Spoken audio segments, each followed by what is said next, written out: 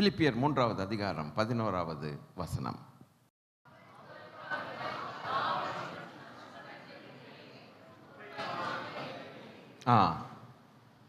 அவ்வளோதான்ல, முடிஞ்சா? அவருக்காக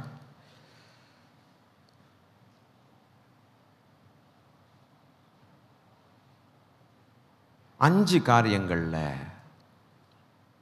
4 காரியங்கள் பார்த்துட்டோம். 4 காரியங்கள் பார்த்துட்டோம். போலாமா? இப்போலேருந்து இந்த 3வது அதிகாரத்தை எடுத்துக்கொண்டு நான் சொல்கிறத ஒரு பேனா வச்சு அந்த பைபிளில் மாத்திரம் மார்க் பண்ணிக்கிங்க. Number 1, 2, 3, 4, so that you will have an idea. நீங்கள் மறக்க மாட்டீங்க. ஆமென். எடுத்துட்டிங்களா? பிலிப்பியர் 3வது அதிகாரத்தை எடுத்துக்கொள்ளுங்க. 9வது வசனத்தில் நான் கிறிஸ்துவை ஆதாயப்படுத்தி கொள்ள முடியும், அந்த வார்த்தை மாத்திரம் அண்டர்லைன் பண்ணிக்கங்க. இன்றைக்கி கொஞ்சம் டீச்சிங் செஷனாக இருக்கும். கர்த்தர் நல்லவர். நிறைய நம்ம பைபிள்லேருந்து எடுக்க வேண்டியிருக்கும். கர்த்தர் நல்லவர். என்ன ரெடியாயிருங்க. அப்போது 9வது வசனத்தில் நான் கிறிஸ்துவை அது நம்பர் 1ன்னு பைபிளில் அப்படி ஒன்று போட்டுக்குங்க. உங்களுக்கு எல்லாருக்கும் அது இது வரைக்கும் அந்த பிரசங்கத்தை கேட்டாலும் பரவாயில்லை, பைபிளில் நம்ம போடும்போது அதை பார்த்தோன்னே ஞாபகம் வந்துடும். நம்பர் 2 எங்கே போகிறீங்கன்னா, அதே வசனத்தின் கடைசி பகுதி கிறிஸ்துவுக்குள் இருக்கிறவன் என்று காணப்படும்படிக்கு அதை அண்டர்லைன் பண்ணி அதை நம்பர் 2ன்னு போடுங்க. அதை ஒரு கோடு போட்டு அது 2ன்னு போடுங்க. 2 முடிச்சுங்களா? 3வது 10வது வசனத்தில் அவருடைய பாடுகளின் ஐக்கியம்னு ஒரு இடம் வருதா? 10வது வசனத்தில் அவருடைய பாடுகளின் ஐக்கியத்தை அறிவதற்கும் அப்படிங்கிற வார்த்தை வருதா இல்லையா? அதை கோடிட்டு நம்பர் 3ன்னு வச்சுக்கோங்க. அதை கோடிட்டு நம்பர் 3 வச்சுங்க. போட்டிங்களா? பக்கத்துலேயே ஒன்று இருக்குது பாருங்கள், அவருடைய மரணத்திற்கு ஒப்பான மரணத்துக்குள்ளாகி, அதையும் அண்டர்லைன் பண்ணி அந்த இடத்துல 4ன்னு போட்டுக்குங்க. அந்த இடத்துல அதை பைபிளில் தான் இது செய்யணும். பைபிளில் தான் இது. என்ன டக்குன்னு அந்த பைபிளை பார்க்கும்போது நமக்கு வரும். அப்போது 4 முடிஞ்சுங்களா? இன்றைக்கி பார்க்க போகிறது 5. என்னன்னு கேட்டால், நான் மரித்தோரிலிருந்து உயிரோடு எழுந்திருப்பதற்கு அப்படிங்கிறத 5ன்னு வச்சுங்க. 5 ரைட். நீங்கள் கொஞ்சம் சொல்லுங்களேன். நம்பர் 1, நம்பர் 2, நம்பர் 3 அவருடைய பாடுகள். நம்பர் 4, நம்பர் 5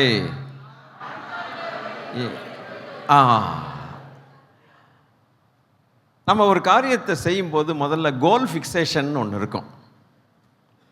இது கொஞ்சம் காலேஜஸில் படிக்கிறவங்க அவங்களுக்கெல்லாம் கொஞ்சம் நல்ல ஈஸியாக விளங்கும். கோல் ஃபிக்சேஷன் அப்படின்னா என்னென்னா, முதல்ல ஒரு காரியம் செய்யும்போது உன்னுடைய கொள்கை என்ன, கோல் என்ன, அச்சீவ் பண்ண போகிறது என்ன, கோல் ஃபிக்ஸ் பண்ணணும். கோல் ஃபிக்ஸ் பண்ணாமல் நம்ம எதையும் செய்ய முடியாது. இதை தான் ரிசர்ச் லெவலில் போகும்போது மெத்தடாலஜிம்பாங்க. ரிசர்ச் மெத்தடாலஜி அப்படிம்பாங்க. ஒரு காரியத்தை துவக்கணுன்னா, ஒரு ஒரு ஒரு ஒரு ப்ராஜெக்ட், ஒரு காரியம் அல்ல ஒரு ஸ்டடி, எதையோ ஒன்று நம்ம ஸ்டார்ட் பண்ணணுன்னா முதலாவது நமக்கு என்ன தேவைப்படுதுன்னாக்க, ஒரு ஒரு லக்குன்னு ஒன்று வேணும். ஒரு கோல் இல்லாமல் எதையுமே நம்ம என்ன செய்ய முடியாது. ஒரு பிஸ்னஸ் பண்ணாலும் கூட அதுக்கு ஒன்றும் ஒரு லக்கு இருக்குது, ஒரு கோல்ஸ் இருக்குது, என்னென்ன பண்ணணும். எஜுகேஷன் ஃபீல்ட்லையும் அப்படி தான். ஒரு ரிசர்ச் பண்ணணும், ஒரு ஆராய்ச்சி பண்ணணுன்னா முதலாவது என்ன கேட்பாங்கன்னாக்க, ஆப்ஜெக்டிவ்ஸ் அப்படின்னு ஒன்று. So what is your objective? இந்த ஆப்ஜெக்டிவ்னு நான் பிஹெச்டி பண்ணும்போது என்னுடைய கைடு ஆப்ஜெக்டிவ்ஸ் எழுதி கொண்டு வாங்கன்னார். ஃபஸ்ட்டு அப்போ தான் ஸ்டார்டிங். முதல்ல கைடை போய் பார்க்குறேன். ரிஜிஸ்டர் கூட பண்ணல இன்னும். எனக்குள்ளே என்னோட ஒரு தாட் இருந்தது, இந்த ஏரியாவில் பிஹெச்டி பண்ணணும் நம்ம, அப்படி பயங்கர எண்ணங்கள் இருந்தது. அதை ஒவ்வொரு நாள் உட்காந்து மடன்னு எழுதினேன். எழுதி கிட்டத்தட்ட ஒரு 4-5 ஷீட்டு, ஒரு ஷீட்டுக்கு 2 பக்கம், அப்போ கிட்டத்தட்ட ஒரு 10 பக்கம் ஆப்ஜெக்டிவ்ஸ் எழுதினேன். அவர் பார்த்தாருன்னு, இந்த ஆப்ஜெக்டிவ்ஸ்லாம் நீ உண்மையாகவே நீ அச்சீவ் பண்ணணுன்னா செத்தே போயிடுவேன்னாரு. என்ன சார், நீ என்னப்பா இவ்வளோ எழுதி கொண்டு வந்திருக்கிற, இது வாழ்க்கையில் முடியாதுப்பா. அப்போ கேட்டேன், என்ன சார் பண்ணோம்? ஆப்ஜெக்டிவ்னா உனக்கு என்னன்னு தெரியுமான்னு கேட்டார். தெரியல சார், நான் இப்போ தான் சார் ரிசர்ச்சுக்கு வர்றேன், சொல்லுங்கண்ணே. தம்பி, ஆப்ஜெக்டிவ்னா ஒன்றே ஒன்று இருக்கணும்ப்பான்னார். அகடமிக் லைனில் கூட செக்குலரில் கூட நம்ம நிறைய கற்றுக்கொள்ளலாம்.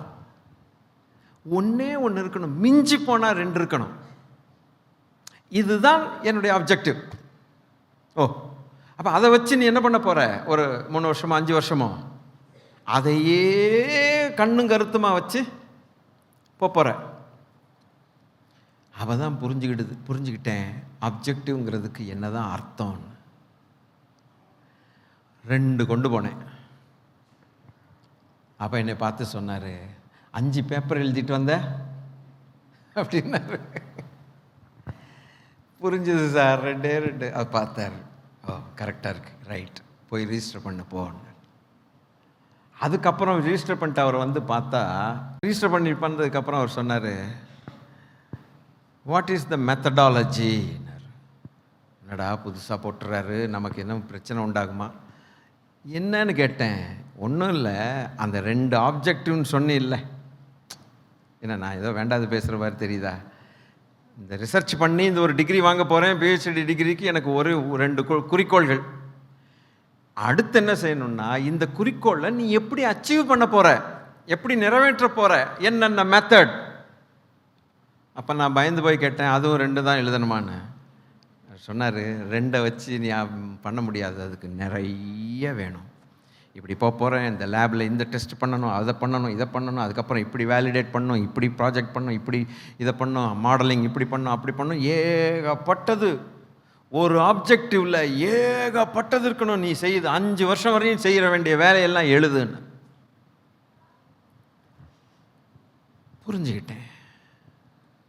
Objectives should be very sharp and very limited. How to achieve is the methodology. என்ன மெத்தடில் நீ போய் அந்த குறிக்கோளை உன் வாழ்க்கையில் நிறைவேற்ற. ஓஹோ, அப்புறம் மெத்தடாலஜி எழுதி கொடுத்தேன். சரி ஆரம்பி, போக போக நான் உன்னை கைட் பண்ணுறேன். அப்புறம் ஒர்க் ஆரம்பித்து அப்படியே போய் முடிச்சிட்டேன்னு வச்சுங்களேன். ஏன் இதை சொல்கிறேன்னா, அழகாக 5 ஆப்ஜெக்டிவ்ஸ் பவுல் வச்சார். உங்களால் கனெக்ட் பண்ண முடியுதா? நான் என்ன பேசுகிறேன்னு கனெக்ட் பண்ண முடியுதா? நான் எப்படி என்னுடைய ஒர்க்குக்கு ஆப்ஜெக்டிவ்னு ஒன்று கொடுறான்னு கேட்டார் என்னுடைய கைடு. அண்ணா யூனிவர்சிட்டி வைஸ் சான்சலர் அவர், என்னுடைய கைடு. அப்போ தான் புரிஞ்சுக்கிட்டேன் ஆப்ஜெக்டிவ்ஸ் வளவளான்னு இருக்கக்கூடாதுன்னு. 1 அல்ல 2 லைன் அவ்வளோ. அதுபோல் பவுல் இப்போ அண்டர்லைன் பண்ணிங்கல்ல, நீங்கள் என்ன நினச்சிங்க, பயங்கரமாக ஸ்பிரிச்சுவலாக இன்றைக்கி பேச போகிறாருன்னு? நீங்கள் அண்டர்லைன் பண்ண இந்த 5 அவனுடைய ஆப்ஜெக்டிவ். இதுக்கப்புறம் மெத்தடாலஜின்னு ஒன்று இருக்குதுல்ல. மெத்தடாலஜினா நடைமுறையில் அது எப்படி நீ வச்சிருக்கிற கொள்கைகளை எப்படி நீ நிறைவேற்றி காட்டப் போகிற வகைமுறை. அது என்னன்னு கேட்டால், சாகும் வரைக்கும் நாம் வாழக்கூடிய வாழ்க்கை, த லைஃப். குறிக்கோள் இல்லாமல் வாழுகிறது ஆகாயத்தை சிலம்பம் பண்ணுகிறது, ஆகாயத்தில் சிலம்பம் பண்ணுகிறது போல. எய்ம் இல்லாத வாழ்க்கை. எதுக்குடா படிக்கிற தெரியல, எதுக்குடா இந்த பிஸ்னஸில் தெரியல, எதை எடுத்தாலும் வாழ்க்கையில் எதுக்குடா வாழ்கிற தெரியல. அப்போ அவனுக்கு ஆப்ஜெக்டிவ்ங்கிறது ஒன்றுமே இல்லை. எப்படியோ என்னுடைய சயின்டிஃபிக் இதை வச்சுக்கிட்டு நான் உங்களுக்கு ஓரளவுக்கு புரிகிற மாதிரி சொன்னேன். உங்களுக்கு புரிஞ்சுதா இல்லையான்னு மாத்திரம் சொல்லுங்கள், பிறகு நான் போகிறேன். புரிஞ்சதில்லை? குட். அப்போது பவுலுக்கு ஒரு 5 காரியங்களை பேசுங்க. செட் பண்ணிட்டான். என்ன செட் பண்ணுறாங்கிறது க்ளீனாக எழுதிட்டான். எழுதினானா இல்லையா? எழுதிட்டான். இனி அடுத்து அவன் எது மேலே கவனம் செலுத்துவான்னா, இந்த செட் பண்ணதை மாற்றுறது மேலே மாற்றலாமான்ட்டு போகமாட்டான். செட் பண்ணிட்டேன், அதை நான் மாற்ற போகிறதில்ல. அந்த செட் பண்ணதை நான் எப்படி என் வாழ்க்கையில் ப்ராக்டிக்கலாக நான் அச்சீவ் பண்ண போகிறேங்கிற மெத்தடாலஜியை குறித்து அவன் யோசித்து அதன்படி அதை நிறைவேற்றத்தான் வேணும். நிறைவேற்றினான். அப்போஸ்தலர் நடவடிக்கைகள் 20:24. ஆகிலும் நல்ல உற்சாகமா அவைகளில் ஒன்றை குறித்தும் ஏன் கவலைப்படேன்னா, எனக்கு பட்டணங்கள் தோறும் உபத்திரவங்கள், அதுக்கு முந்தின வசனம், கட்டுகளும் உபத்திரவங்களும் எனக்கு வைத்திருக்கிறது என்று பரிசுத்த ஆவியானவர் பட்டணங்கள் தோறும் தெரிவிக்கிறதை மாத்திரம். அப்போ இந்த வெயிட் அ செகண்ட், ப்ரொசீட் பண்ணலாமா? அப்போ கட்டுகளும் உபத்திரவங்களும் நான் செட் பண்ண கோலை மாற்றணும்னு பார்த்துக்கிட்டு இருக்கோம். புரியல. கட்டுகளும் உபத்திரவங்களும் நான் செட் பண்ண கோல்ஸை மாற்றுறதுக்கு ட்ரை பண்ணோம். கரெக்ட், நான் கவலைப்படுறேன். அது நான் என்னுடைய கோலை என்ன செய்யாது, அது மாற்ற கற்றுக்கொள்ளலாமா? நமக்கு பேட்டர்ன் யாரு, மாதிரி யாரு? முதல் பேட்டர்ன் கர்த்தர் இயேசு கிறிஸ்து. அவரை விட்டாச்சுன்னா பவுலை போல ஆள்கள் தான். போலாமா? ஆசையா போலாமா? என் கோலை என்ன செய்யுது? கட்டுகள் உபத்திரவங்க ஆவியானவரே சொல்றார். சொல்றவன் வேற மனுஷன் கிடையாது, உடன் ஊழியனும் கிடையாது, ஆவியானவரே சொல்றார். ஆனால் ஆவியானவர் சொன்னாலும் அது முரட்டுத்தனமாக எதிர்த்து பேசுறதுக்கு இல்லை. ஆண்டவர் டெஸ்ட் பண்ணுறார். நீ என்ன கோல் வச்சிருக்கிற, எதை செட் பண்ணியிருக்கிற, இந்த மாதிரி வரும், என்னப்பா பண்ண போற அப்படின்னு கேட்குற மாதிரி.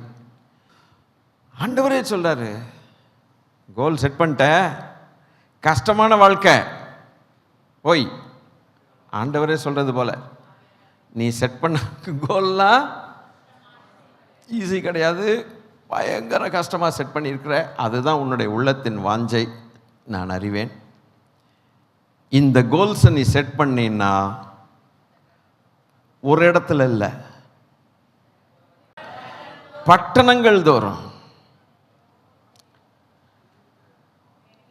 எந்த பட்டணத்துக்கு போறியோ அந்த பட்டணத்தில் உனக்கு கட்டு இருக்கு, காவல் இருக்கு, உபத்திரம் இருக்கு, அடி இருக்கு, உதை இருக்கு, உயிரே போனாலும் போகும். கோல்ஸை செட் பண்ணியிருக்க, மாத்துவியா கேட்கிறார். மாத்துவியா? சேலஞ்ச். அவனுடைய பதில் என்ன? அடுத்த வசனத்தில், ஆகிலும்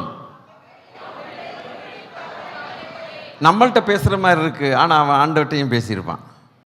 ஆண்டவரே, நான் செட் பண்ண கோல்ஸு எனக்கே பெரிய ஆப்பு வச்சிரும், நல்லா தெரியுது, ஆபத்து தான், இருந்தாலும் நீங்கள் சொல்கிறது கரெக்டு தான், நீங்கள் சொன்னது தப்பாக போகிறதில்ல, ஆனால் என்ன கோலை மாற்ற மாட்டேன்ல, என்னை நீங்கள் நம்பலாம்.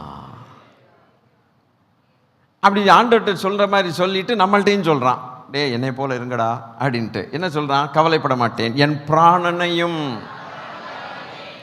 நான் செட் பண்ண கோல்னால என் உயிரே கூட சில நேரங்கள் எனக்கு போகலாம், மாட்டேன். அப்புறம் முதல்ல ஓட்டத்தை ஓடுறது முடிக்கிறதே பெரும்பாடு, அதில் வேற சந்தோஷமாக ஓடணுமா? என்னப்பா இது? இந்த கட்டுகள் காவல்கள்னு வந்துச்சுன்னா உபத்திரவங்கள்ல ஓட்டத்தை எப்படா முடிப்போம்னு பார்ப்போம். வேலை செய்கிறவங்க எப்படா ரிட்டையர் ஆகும்னு பார்க்கறது போல, எப்பா இந்த இந்த இந்த இந்த ப்ரெஷர் ஆஃப் ஒர்க்கு சை இனி தாங்க முடியாது அப்படின்னு ரிட்டையர் ஆனா, எப்பா ரிட்டையர் ஆனா அடுத்த நாள் எப்படி இருக்கும்? வேலையை விட்டு ஓய்வு பெற்ற அடுத்த நாள் எப்படி இருக்கும்? 6 மணிக்கு எந்திரிக்கணும், சட்டிப்பானை உருட்டணும், 7 மணிக்கு பஸ்ஸை பிடிக்கணும், திடீர்னு வரும். அப்படி தான் எந்திரிப்போம். ரிட்டையர் ஆகிட்டேன்டா, அவ்வளோ ரிலாக்ஸ்டாக இருக்கிறது போல் ஓட்டத்தை ஓடி எப்படா முடிப்போன்னு பார்த்துட்ருப்பான். ஒருத்தன் அப்படி சொன்னான் பைபிளில், போதும் கர்த்தாவே என் உயிரை எடுத்துக்கொள்ளும் அப்படின்னா. சரி, அவன் பழைய ஏற்பாடு, இது புதிய ஏற்பாடு, எவ்வளவோ வித்தியாசங்கள். பழைய ஏற்பாட்டில் ஒரு லீடர் சொன்னா, பயங்கரமான லீடர், பேரை சொல்ல மாட்டேன், என்ன வேணா சொல்லிக்கங்க, நானா இவங்களை பெத்தேன் அப்படின்னா.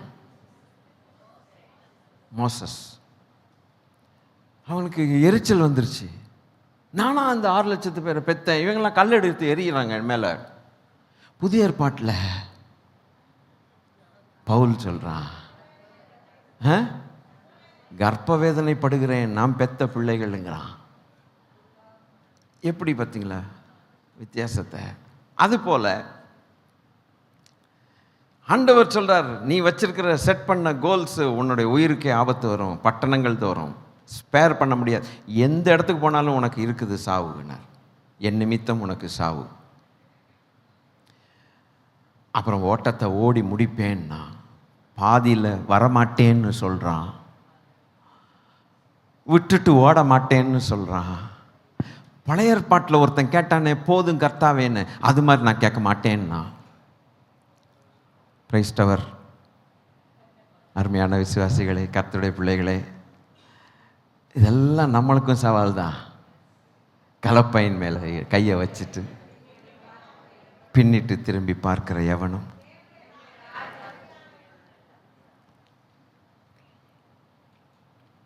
வச்சதுதான்.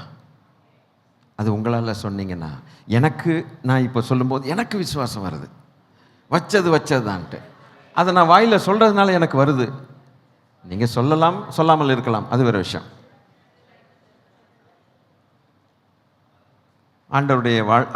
ஆண்டவரை நம்பி காலை என்னமே வரலாமா? வரக்கூடாதா? அம்மோ ஆற்று நின்றும் போல இருக்குது. உபத்திரவங்கள் வரலாமா? வரக்கூடாதா? அப்படியா? பட்டினி வரலாமா? இன்னைக்கு இப்படி தான் போகும் பிரசங்கம். பஞ்சம் வரலாமா? ஏற்றுக்குவோமா? என்னடா அது ஆசீர்வாதமான வார்த்தையை சொல்லுவார்னு பார்த்தா, கர்த்தர் உங்களை அதுவும் உண்டு. இங்கே டெஸ்ட் பண்ணுறது நம்முடைய கோல் செட் பண்ணி வச்சுருக்கிறோமே, இந்த கோலில் கரெக்டாக இருப்போமா? சரி, அப்போது ஓட்டத்தை ஓடி அதில் வேற ஒரு சந்தோஷமாக ஓடுவாராம். மூக்குச்சளியோடு ஓடிட்டு எப்போ பார்த்தாலும் முறுமுறுத்துட்டு ஓடுறது. இவரை நம்பி வந்துட்டேன், போயிடலாமான்னு பார்த்தேன். அன்னைக்குன்னு தெரியாமல் ஆராதனைக்கு வந்த இந்த பாஸ்டர் என்னை புடின்னு பிடிச்சி போட்டார். டேய் திரும்பி ஓடுவியாடான்னு அன்னைக்கு ஒரு தீர்மானம் எடுத்தேன். எப்படியோ ஓடி தொலை இல்லைங்க, சந்தோஷத்தோட ஓடுனேன். தேவனுடைய கிருபையின் சுவிசேஷத்தை பிரசங்கம் பண்ணும்படிக்கு சாகும் வரைக்கும் சொல்லுவேங்கிறான். நடுவில் நிறுத்தி போட்டு எனக்கு ரிட்டையர் ஆகிட்டேன்ட்டு வீட்டுக்கு போய் ஜம்முன்னு படுத்து தூங்க மாட்டேன், எனக்கு பலன் இல்லைன்னு சொல்ல மாட்டேன். என் ஆண்டவர்கிட்டேருந்து நான் பெற்ற சுவிசேஷ ஊழியத்தை கர்த்தர் என் ஜீவனை வைக்கிற வரைக்கும் நான் முடித்து தான் நிறைவேற்றித்தான் மேலே போவேன். இதுக்கு ஆவியானவர் சவாலாக என்னை கிண்டி பார்க்குறாரு, நோண்டி பார்க்குறார். சவாலாக என்ன செய்கிறார் ஆண்டவர்? லைட்டாக கட்டுக்கிட்டெல்லாம் இருக்கட்டும், லைட்டாக ஸ்க்ரூ கொடுத்து பார்க்குறாரு, இவன் என்ன தான் பண்ணுவான்னு பார்த்து டக்குன்னு அவனுடைய பதில் சொல்லிட்டான். ஆனால் ஒருத்தனை ஆண்டவர் கொஞ்சம் கெஞ்ச வேண்டியதாக இருந்தது, நம்ப முடியல. இவன் அப்படி இல்லை, இவன்கிட்ட இந்த மாதிரி பேசுனா இந்த மாதிரி பதில் சொல்கிறான். ஒரு அப்போஸ்தலன் இருக்கிறான், அவனை கொஞ்சம் நோண்டி பார்த்தா அவன் போயிடுவான் போல தெரியுது. அவன்கிட்ட என்ன சொல்றாருன்னா 3 தரம் கேட்க வேண்டி இருக்குது. யாரோ அந்த அப்போஸ்தலன் தெரியல, எனக்கு தெரியல. யாருங்க? ஓஹோ, உங்க ஃப்ரெண்டா? பரவாயில்லையே. என் ஆடுகளை மேய்ப்பாயாக. சரி, ரெண்டாம் திருப்தி வரல. இப்போ நான் எப்படி உங்கள்கிட்ட சொல்லிட்டு இருக்கேன், ஐயோ இந்த சபை அப்படி இப்படின்னு சொல்லிட்டு இருக்கேன்ல. ரெண்டாவது முறை திருப்தி இல்லை, என் ஆடுகளை. அப்பமும் ஆண்டவருக்கு இவன் மேய்ப்பானா, ஓடி போயிடுவானா, இவனை நம்பி கொடுக்கலாமா. மூணாவது முறை என் ஆட்டுக்குட்டிகளை மேய்ப்பாயாக. அழுதுட்டான். நீர் அறிவீராண்டவர, நீர் அறிவீராண்டவர. அப்போது இவன்கிட்ட 3 தரம் கேட்டு தான் தேவனை துதிங்கடான்னு சொல்லி 1 மணி நேரம் உசுப்பி விட்டாத்தான் இந்த சபை. அது மாதிரி 3 தரம் கேட்டிருக்க ஆண்டவர். அதுக்கப்புறம் கழுத்தில் தலைகீழா சிலுவையில் அரைஞ்சி கொண்டுட்டானுங்க. அதுக்கு இடம் கொடுத்துட்டான்.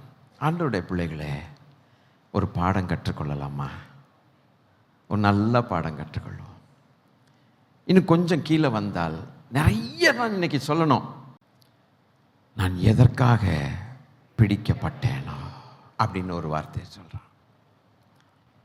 எதற்காக பிடிக்கப்பட்டேனோ, என்னை போல ஒரு இரும்பு மனிதனை பார்க்கவே முடியாதுங்கிறது போல பேசுகிறான். என்ன சொல்கிறான்? என்னை போல ஒரு இரும்பு மனுஷன். இதுக்காக கர்த்தர் பிடித்தார்னு எனக்கு தெரிஞ்சு போச்சு. அதுக்கப்புறம் எந்த புயல் வரட்டும், எவன் என்ன பேசட்டும், அந்த லக்கை நோக்கி ஓடிட்டுருக்கேன். அந்த லக்கு, நான் ஃபிக்ஸ் பண்ண லக்கு எதுவோ அதையே நோக்கி ஓடிட்டுருக்கேன். எப்படா அதை முடிக்கணும்? அப்போது பின்னான காரியங்கள் என்னை ஒருவேளை தடை செய்யுமோ? கடந்த கால சம்பவங்கள் ஒருவேளை என்னை சோகத்துக்குள்ளாக்குமோ? அதை நான் பார்க்கவே மாட்டேன், மறக்கிறேன். பின்னானவைகளை நான் என்ன சொன்னேன், நான் என்ன அதை நினச்சி பார்த்தா நான் செட் பண்ண கோல்ஸை பண்ண விடாது, அச்சீவ் பண்ண விடாது. நான் ஒன்று செய்கிறேன், முன்னால் பார்க்குறேன். முன்னால் என்னத்தை பார்க்குறாரு? மந்தைங்கிறாங்க. அடுத்து சிலுவைன்னு நிறைய பேர் சொல்லுவாங்க. ரைட்டு ஐயா, லக். அவருடைய எண்ணத்தை செட் பண்ணி இருக்கிறாருங்கிறத பார்த்துக்கிட்டே இருக்கிறான். இது நமக்கு பாடமா இல்லை வேண்டாத வார்த்தைகளா? அந்த பாடத்தை நீங்கள் சொல்லுங்கள் பார்க்கலாம். உள்ளத்தை உணர்ந்து என்னத்தை செட் பண்ணா, என்ன கோலை செட் பண்ணா? 5 செட் பண்ணா. அதையே பார்ப்பேன்ட்டான். கொஞ்ச வாழ்க்கை கொஞ்ச நாள் தான் நம்ம இங்கே உலகத்தில் வாழ போகிறோம் இல்லையா? உலகத்தை வாழ்கிற வரைக்கும் நமக்கு தேவைகள் எல்லாம் கர்த்தர் அழகாக சந்திக்கிறார். அதில் இருந்து சந்தேகமே இல்லை. கேட்டதுக்கும் மேலாக கேட்காததெல்லாம் நிறைய அள்ளி கொடுத்துட்டார். இன்னும் வேணால் தர்றேங்கிறார். ஆனால் ஒன்று சொல்லிட்டார், நான் எவ்வளோ வேணால் தருவேன், ஆனால் அது நிலைக்காதுன்ட்டார். எவ்வளோ வேணால் தர்றேன், ஆனால் கண்டிஷனோடு தருவேன். தந்ததே உன்னை காலை வாரி விட்டுருன்னார். ரொம்ப அதிகமாக தருவேன்னு நினைக்காத, தர முடியும். தந்தா அதை வச்சே நீ விழுவேன்னார். அதனால் நீ முக்கியம், நான் தர்றது முக்கியம் இல்லை. உன் ஆத்மாவை காப்பாற்றுறதுக்காக நான் அப்படியே ரெகுலேட் பண்ணி உனக்கு கொடுப்பேன். அந்த வருஷம் மகசூல் நிறைய விளைஞ்சது. வச்சுக்கிறதுக்கு இடம் இல்லை. இடித்து பெருசாக்குவேன்னு சொன்னான். என் ஆத்துமாவே நீ புசித்து குடின்னா. ஆத்துமா புசிக்குமா, குடிக்குமா? இது எதனால அவனுக்கு அந்த வார்த்தை வந்தது? அவனுடைய விளைச்சலை பார்த்து தானே அவன் சொல்கிறான். விளைச்சலை பார்க்க போய் தானே அது சொல்கிறான். அன்றைக்கி விளைச்சல் வராமல் இருந்தா பதில் சொல்லலாமே. உருப்பிட்டிருப்பான், ரட்சிக்கப்பட்டிருப்பான். ஏன்னா கர்த்தரை நோக்கி அந்த அன்னைக்குள்ள படி கர்த்தர்கிட்ட கேட்பான். ஐயா இன்னைக்குள்ள படித்தாங்க, நாளைக்கு படி வேணும்னா யார்கிட்ட போய் கேட்கணும்? ஆனால் ஓவராக கொட்டுனதுனால கர்த்தரை கேட்க வேண்டிய அவசியம் இல்லை. என் ஆத்துமாவே உனக்காக சேர்த்து வச்ச, இவன் என்னமோ சேர்த்து வச்ச மாதிரி, இவன் இந்த நிலத்தை உண்டாக்குன மாதிரி, இவன் தான் பயிரை அப்படி வளர்த்து தாங்கி கையில் கொண்டு வந்தது மாதிரி. என்ன மதிகேடுன்னு சொன்னார் ஆண்டவர். சொன்னார், இன்னைக்கு ராத்திரி நீ அவுட்டானா இதெல்லாம் ஒன்றும் வராதுன்னார். ஏன்? ஆண்டவருடைய பிள்ளைகளே, இன்னைக்கு நம்ம வாழ்கிறதுக்கும் கேட்குறதற்கும் விரும்புகிறதற்கும் அதிகமாக தந்துட்டார். நான் அப்படி சொல்லலாம், நீங்கள் எப்படி சொல்ல போகிறீங்க? கஞ்சி குடித்தாலும் அப்படித்தான் சொல்லணும். நான் கேட்குறதுக்கும் விரும்புகிறதுக்கும் அதிகமாக தான் தந்திருக்கிறார். இன்னும் கேட்டால் கூட கொடுப்பார் போல. ஏசையா, அதை விட அதிகமாக கேட்டால் கொடுக்காட்டினா என்ன பண்ணுங்க? அதை விட அதிகமாக நம்ம கேட்டு பழகினவங்கல்ல, கேட்டுக்கிட்டே கொடுத்துக்கிட்டே இருப்பார் போல். கேட்டால் 4 கேட்டால் 8 கொடுப்பார், 8 கேட்டால் 16 கொடுப்பார், 16 கேட்டால் 64 கொடுப்பார். இப்படி போகுது ஜிபியில். கேபியில் கேட்டவன்லாம் ஜிபியில் வாங்குகிறான். அப்புறம் எம்பி எல்லாம் போச்சு, ஜிபி, அப்புறம் டிபி போகுது. சப்போஸ் ஒரு இடத்துல கேட்டுட்டு பயங்கரமான காரியங்களை கொடுப்பார்னு நினச்சிட்டு அந்த நினைக்கும் போது புஷ்ஷுன்னு ஆக்கி விட்டார்னா என்ன பண்ணுவீங்க? கொடுத்ததுக்காக நன்றி சொல்ல மறந்துட்டு கொடுக்காததுக்காக முறுமுறுப்போமா? அது ஏன் கொடுக்கலைன்னா, என் ஆத்துமாவே புசித்து குடின்னு சொன்னா பாருங்க, அந்த நிலைமை நமக்கு வந்துடும். என்ன கர்த்தர் பேசுறதை உணர்றீங்களா? அந்த நிலைமைக்குள்ள நம்மளை தள்ள மாட்டார்.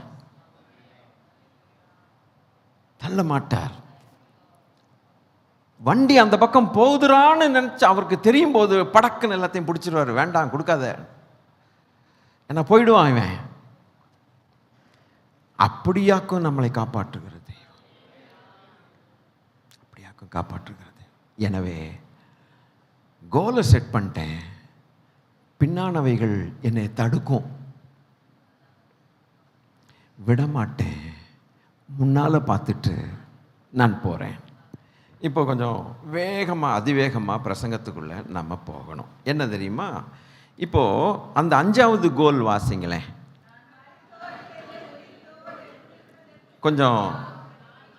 கொஞ்சம் தப்பாக வாசித்துட்டோம். என்ன பைபிளில் இருக்கிறது தானே வாசித்தேன், என்ன தப்பு? தப்பாக வாசித்துட்டோம். கொஞ்சம் கரெக்டாக வாசிங்களேன். தப்பு. அதை ஏன் விட்டீங்க? அதை தான் நான் கேட்டேன், தப்பாக வாசித்துட்டீங்கன்னு. நான் மரித்தோரிலிருந்து உயிரோடு எழுந்திருக்கிறதுனா பாவிகளும் எந்திரிப்பாங்க. வாசிக்கலாமா? இல்லை, எப்படி வேண்டாம், இப்போ வேண்டாம். ஜான் 5:29 வாசிக்கலாமா? யோவான் 5:29 வாசிக்கலாமா? என்னதான் சொல்லியிருக்குது? வேகமாக அப்படி ஒரு சுறுசுறுப்பாக, ஆஹா புதையலை தேடுறது போல தேடி வாசிக்கலாமே. என்னதான் இருக்குது பார்ப்போம். அப்பொழுது நன்மை செய்தவர்கள் ஜீவனை அடையும்படி எழுந்திருக்கிறவர்களாகவும், தீமை செய்தவர்கள் அடையும்படி எழுந்திருக்கிறவர்களாகவும் புறப்படுவார்கள். இந்த 2 கேட்டகரி இருக்கு. இந்த 2 கேட்டகரியில் எந்த கேட்டகரியில் நீங்கள் இருக்கணும்? நீங்கன்னா நீங்களும் நானும். நன்மை செய்கிறவர்கள் எதுக்கு எழுந்திருப்பாங்க? ஜீவனை அடையும்படிக்கு. தீமை செய்தவர்கள் ஆக்கினை அடையும்படிக்கு எழுந்திருப்பாங்க. இப்போ நீங்கள் வாசித்தது எந்த கேட்டகரியில் உங்களை போய் சேர்த்துரும்? சேர்க்குமா? நீங்கள் என்ன வாசித்தீங்க? நீங்கள் கரெக்டாக சொல்லுங்கள். நீங்கள் என்ன வாசித்தீங்க? தப்பாக என்னத்தை வாசித்தீங்க? நான் எப்படி இல்லை, நான் மரித்தோரிலிருந்து எழுந்திருக்கணும். நீங்கள் அது எந்த கேட்டகரியில் கொண்டு போய் விடலாம்? இப்படியும் விடலாம், அப்படியும் விடலாம். ஆனால் அதுக்கு முன்னால் ஒரு வார்த்தை சொல்கிறான், எப்படி ஆகலும்னா. அப்படின்னா என்ன அர்த்தம்? எப்படி ஆகலும், எந்த கேட்டகரியில் போய் நான் விழணும்? அந்த கேட்டகரியில் வேத வசனத்தை அப்படி கொஞ்சம் இழுக்கணும். அப்படி இழுக்கும் போது தான் தெரியும். இப்போ புரிஞ்சிருச்சா எப்படி நீங்கள் வாசித்ததுனால வந்த வம்பு? நான் மரித்தோரிலிருந்துன்னு ஜென்ரலாக வாசித்தால் இதுலையும் விழலாம், ஆனால் எப்படி ஆகலும்னு ஒரு வார்த்தையை போட்டிங்கன்னா கண்டிப்பா ஜீவனை தான் நான் அடையணும். அதாவது உங்களுக்கு இப்படி செய்வார் அப்படி செய்வார்னு சொல்றது காட்டிலும் வேத வசனத்துடைய விளக்கத்தை நம்ம ஆராய்ஞ்சு பார்த்துட்டோம்னா அந்த விளக்கம் நம்மளை சரியான பாதையில் கொண்டு போய் நம்மளை விட்டுரும். அதுதான் முக்கியம், அதுதான் முக்கியம். அல்லேலூயா, அல்லேலூயா, ஆமென், ஆமென், ஆமென். எப்படி ஆகலும்ங்கிற வார்த்தை, அந்த ஒரு வார்த்தை என்ன வேலை பண்ணுது பார்த்தீங்களா? எசப்பா, உங்களுக்காக தான் இந்த கொச்சையான வார்த்தையில் பேசிட்டு இருக்கேன். பேசணும்னா பேசலாம். நானும் எப்படி ஆகலும் என்கிறதான திருவிவிலியத்தில் இருக்கக்கூடிய வார்த்தைகளை பவுலடிகள் சொல்லுகிறார்கள் அப்படின்னா நீங்கள்லாம் ரொம்ப என்ஜாய் பண்ணுவீங்க. ஏன்னா ஒன்றும் புரியலை இல்லை. நான் கொச்சையான லாங்குவேஜில் பேசி 4 பேரை பார்த்து ஏப்பா புரியுதா புரியுதா ஏயா என்னையான்னு சொல்கிறதுனால தானே உங்களுக்கு கஷ்டமாக இருக்குது. அந்த ஒரு வார்த்தை எப்படி ஆகலுங்கிற ஒரு வார்த்தை மேக்ஸ் ஆல் டிஃபரன்ஸ். பயங்கர வித்தியாசத்தை காட்டிடுது. அப்படின்னா அவன் செட் பண்ண கோலை நீங்களே போகலாம். செட் பண்ண கோலை விட்டு விலக மாட்டான். எப்படியாகலும் அந்த கோல்ஸை பண்ணி தான் ஆவேன்னு உட்கார்ந்துருக்கான். அப்பா, இப்படிப்பட்ட ஒரு மனுஷன் எப்படி ஆகலாம். அதுக்கு அடுத்த வசனத்தில் ஒரு வசனம் ஒன்று உண்டு. 11 வாசித்து பாருங்க. நஷ்டம் என்று எண்ணுகிறேன். இதுல எந்த வார்த்தையை முக்கியப்படுத்துறீங்க? எல்லாவற்றையும் முக்கியப்படுத்துறீங்க. தப்பு.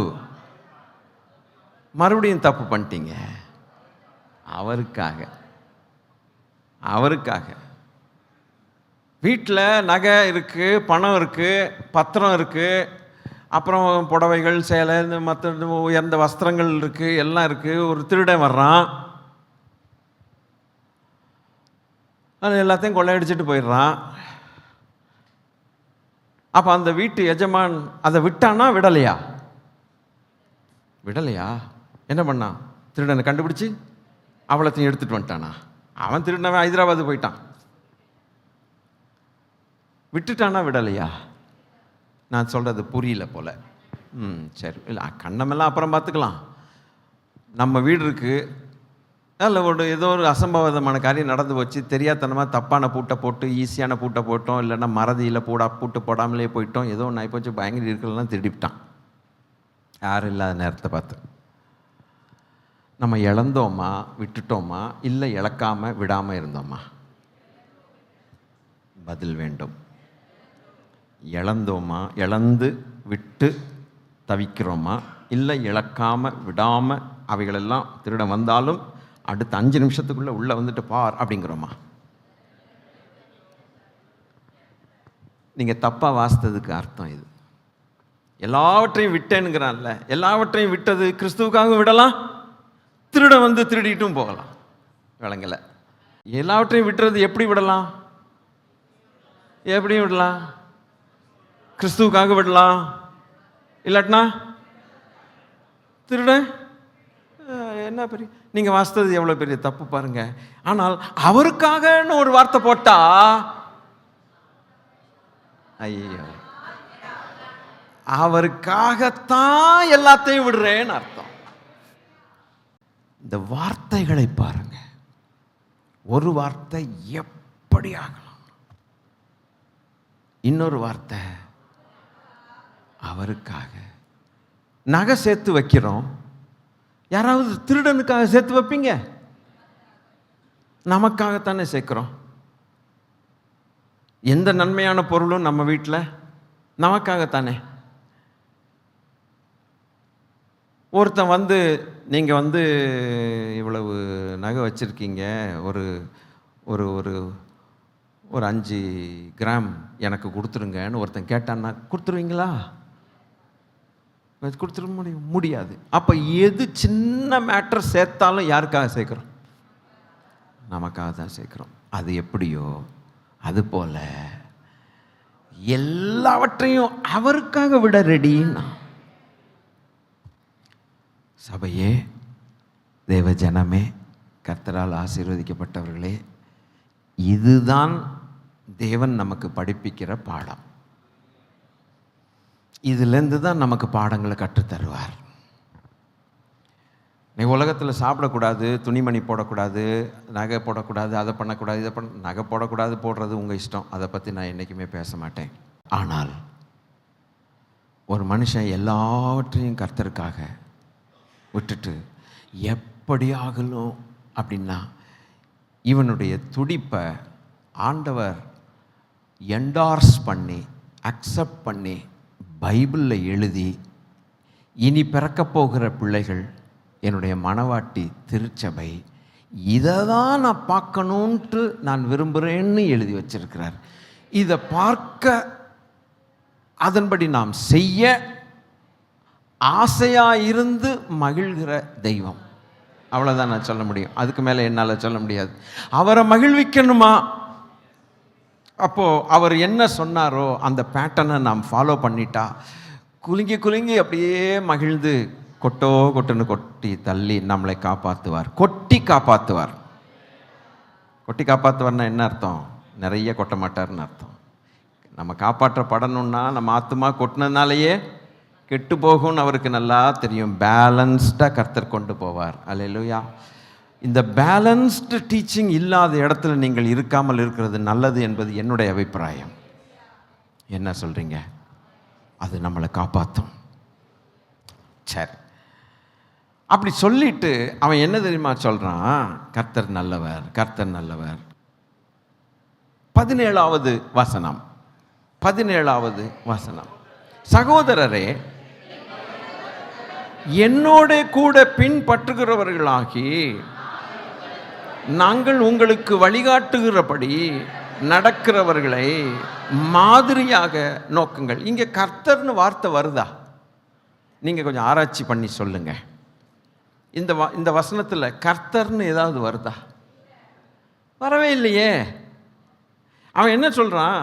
என்னோட கூட பின்பற்றுங்க, நாங்கள் உங்களுக்கு வழிகாட்டுகிறபடி நடக்கிறவர்களை மாதிரியாக நோக்குங்கள் அப்படிங்கிறான். இதில் கர்த்தர்னே வரலையே. எல்லாரும் என்ன ஒரு எதிர்பார்ப்பாங்க, அங்கீகரிப்பாங்கன்னா, கர்த்தரை பின்பற்றுங்கள்னா எல்லாருமே சூப்பராக அக்செப்ட் பண்ணுவாங்க. இவன் கர்த்தரே கொண்டே வரலன்னா நீ என்ன பின்பற்றினா போதும்ட்டான், மாடலாக்கிட்டான்னா, இது ஆண்டவர் அங்கீகரித்து வேற எழுதிக்கிறாருன்னா, எசையா, எந்த ஒரு மனுஷனாவது ஆண்டவருக்கு முன்பாக ஜனங்களை என்னை பின்பற்றுங்கிறத ஆண்டவர் விடுவாரா? ஆதியிலேயே சொல்லிட்டாரு, அவன் வெறும் மாம்சம் தானே, விட்டு என் ஆவி அவனோட கூட. அன்னைக்கே விட்டுட்டாரு, கை விட்டாரு. இந்த அவன மனுஷனை நம்பவே கூடாதுடான்ட்டு. அந்த நிலைமையில் இருக்கக்கூடிய தெய்வம் ஒருத்தன் எந்திரிச்சு சொல்றான், நெஞ்சில் அடிச்சுட்டு சொல்றான், என்னைய ஃபாலோ பண்ணுட்டான். அதை தெய்வம் பார்த்து எழுதி வச்சு ஆமா அப்படின்னு அப்ரூவ் பண்றாருன்னா,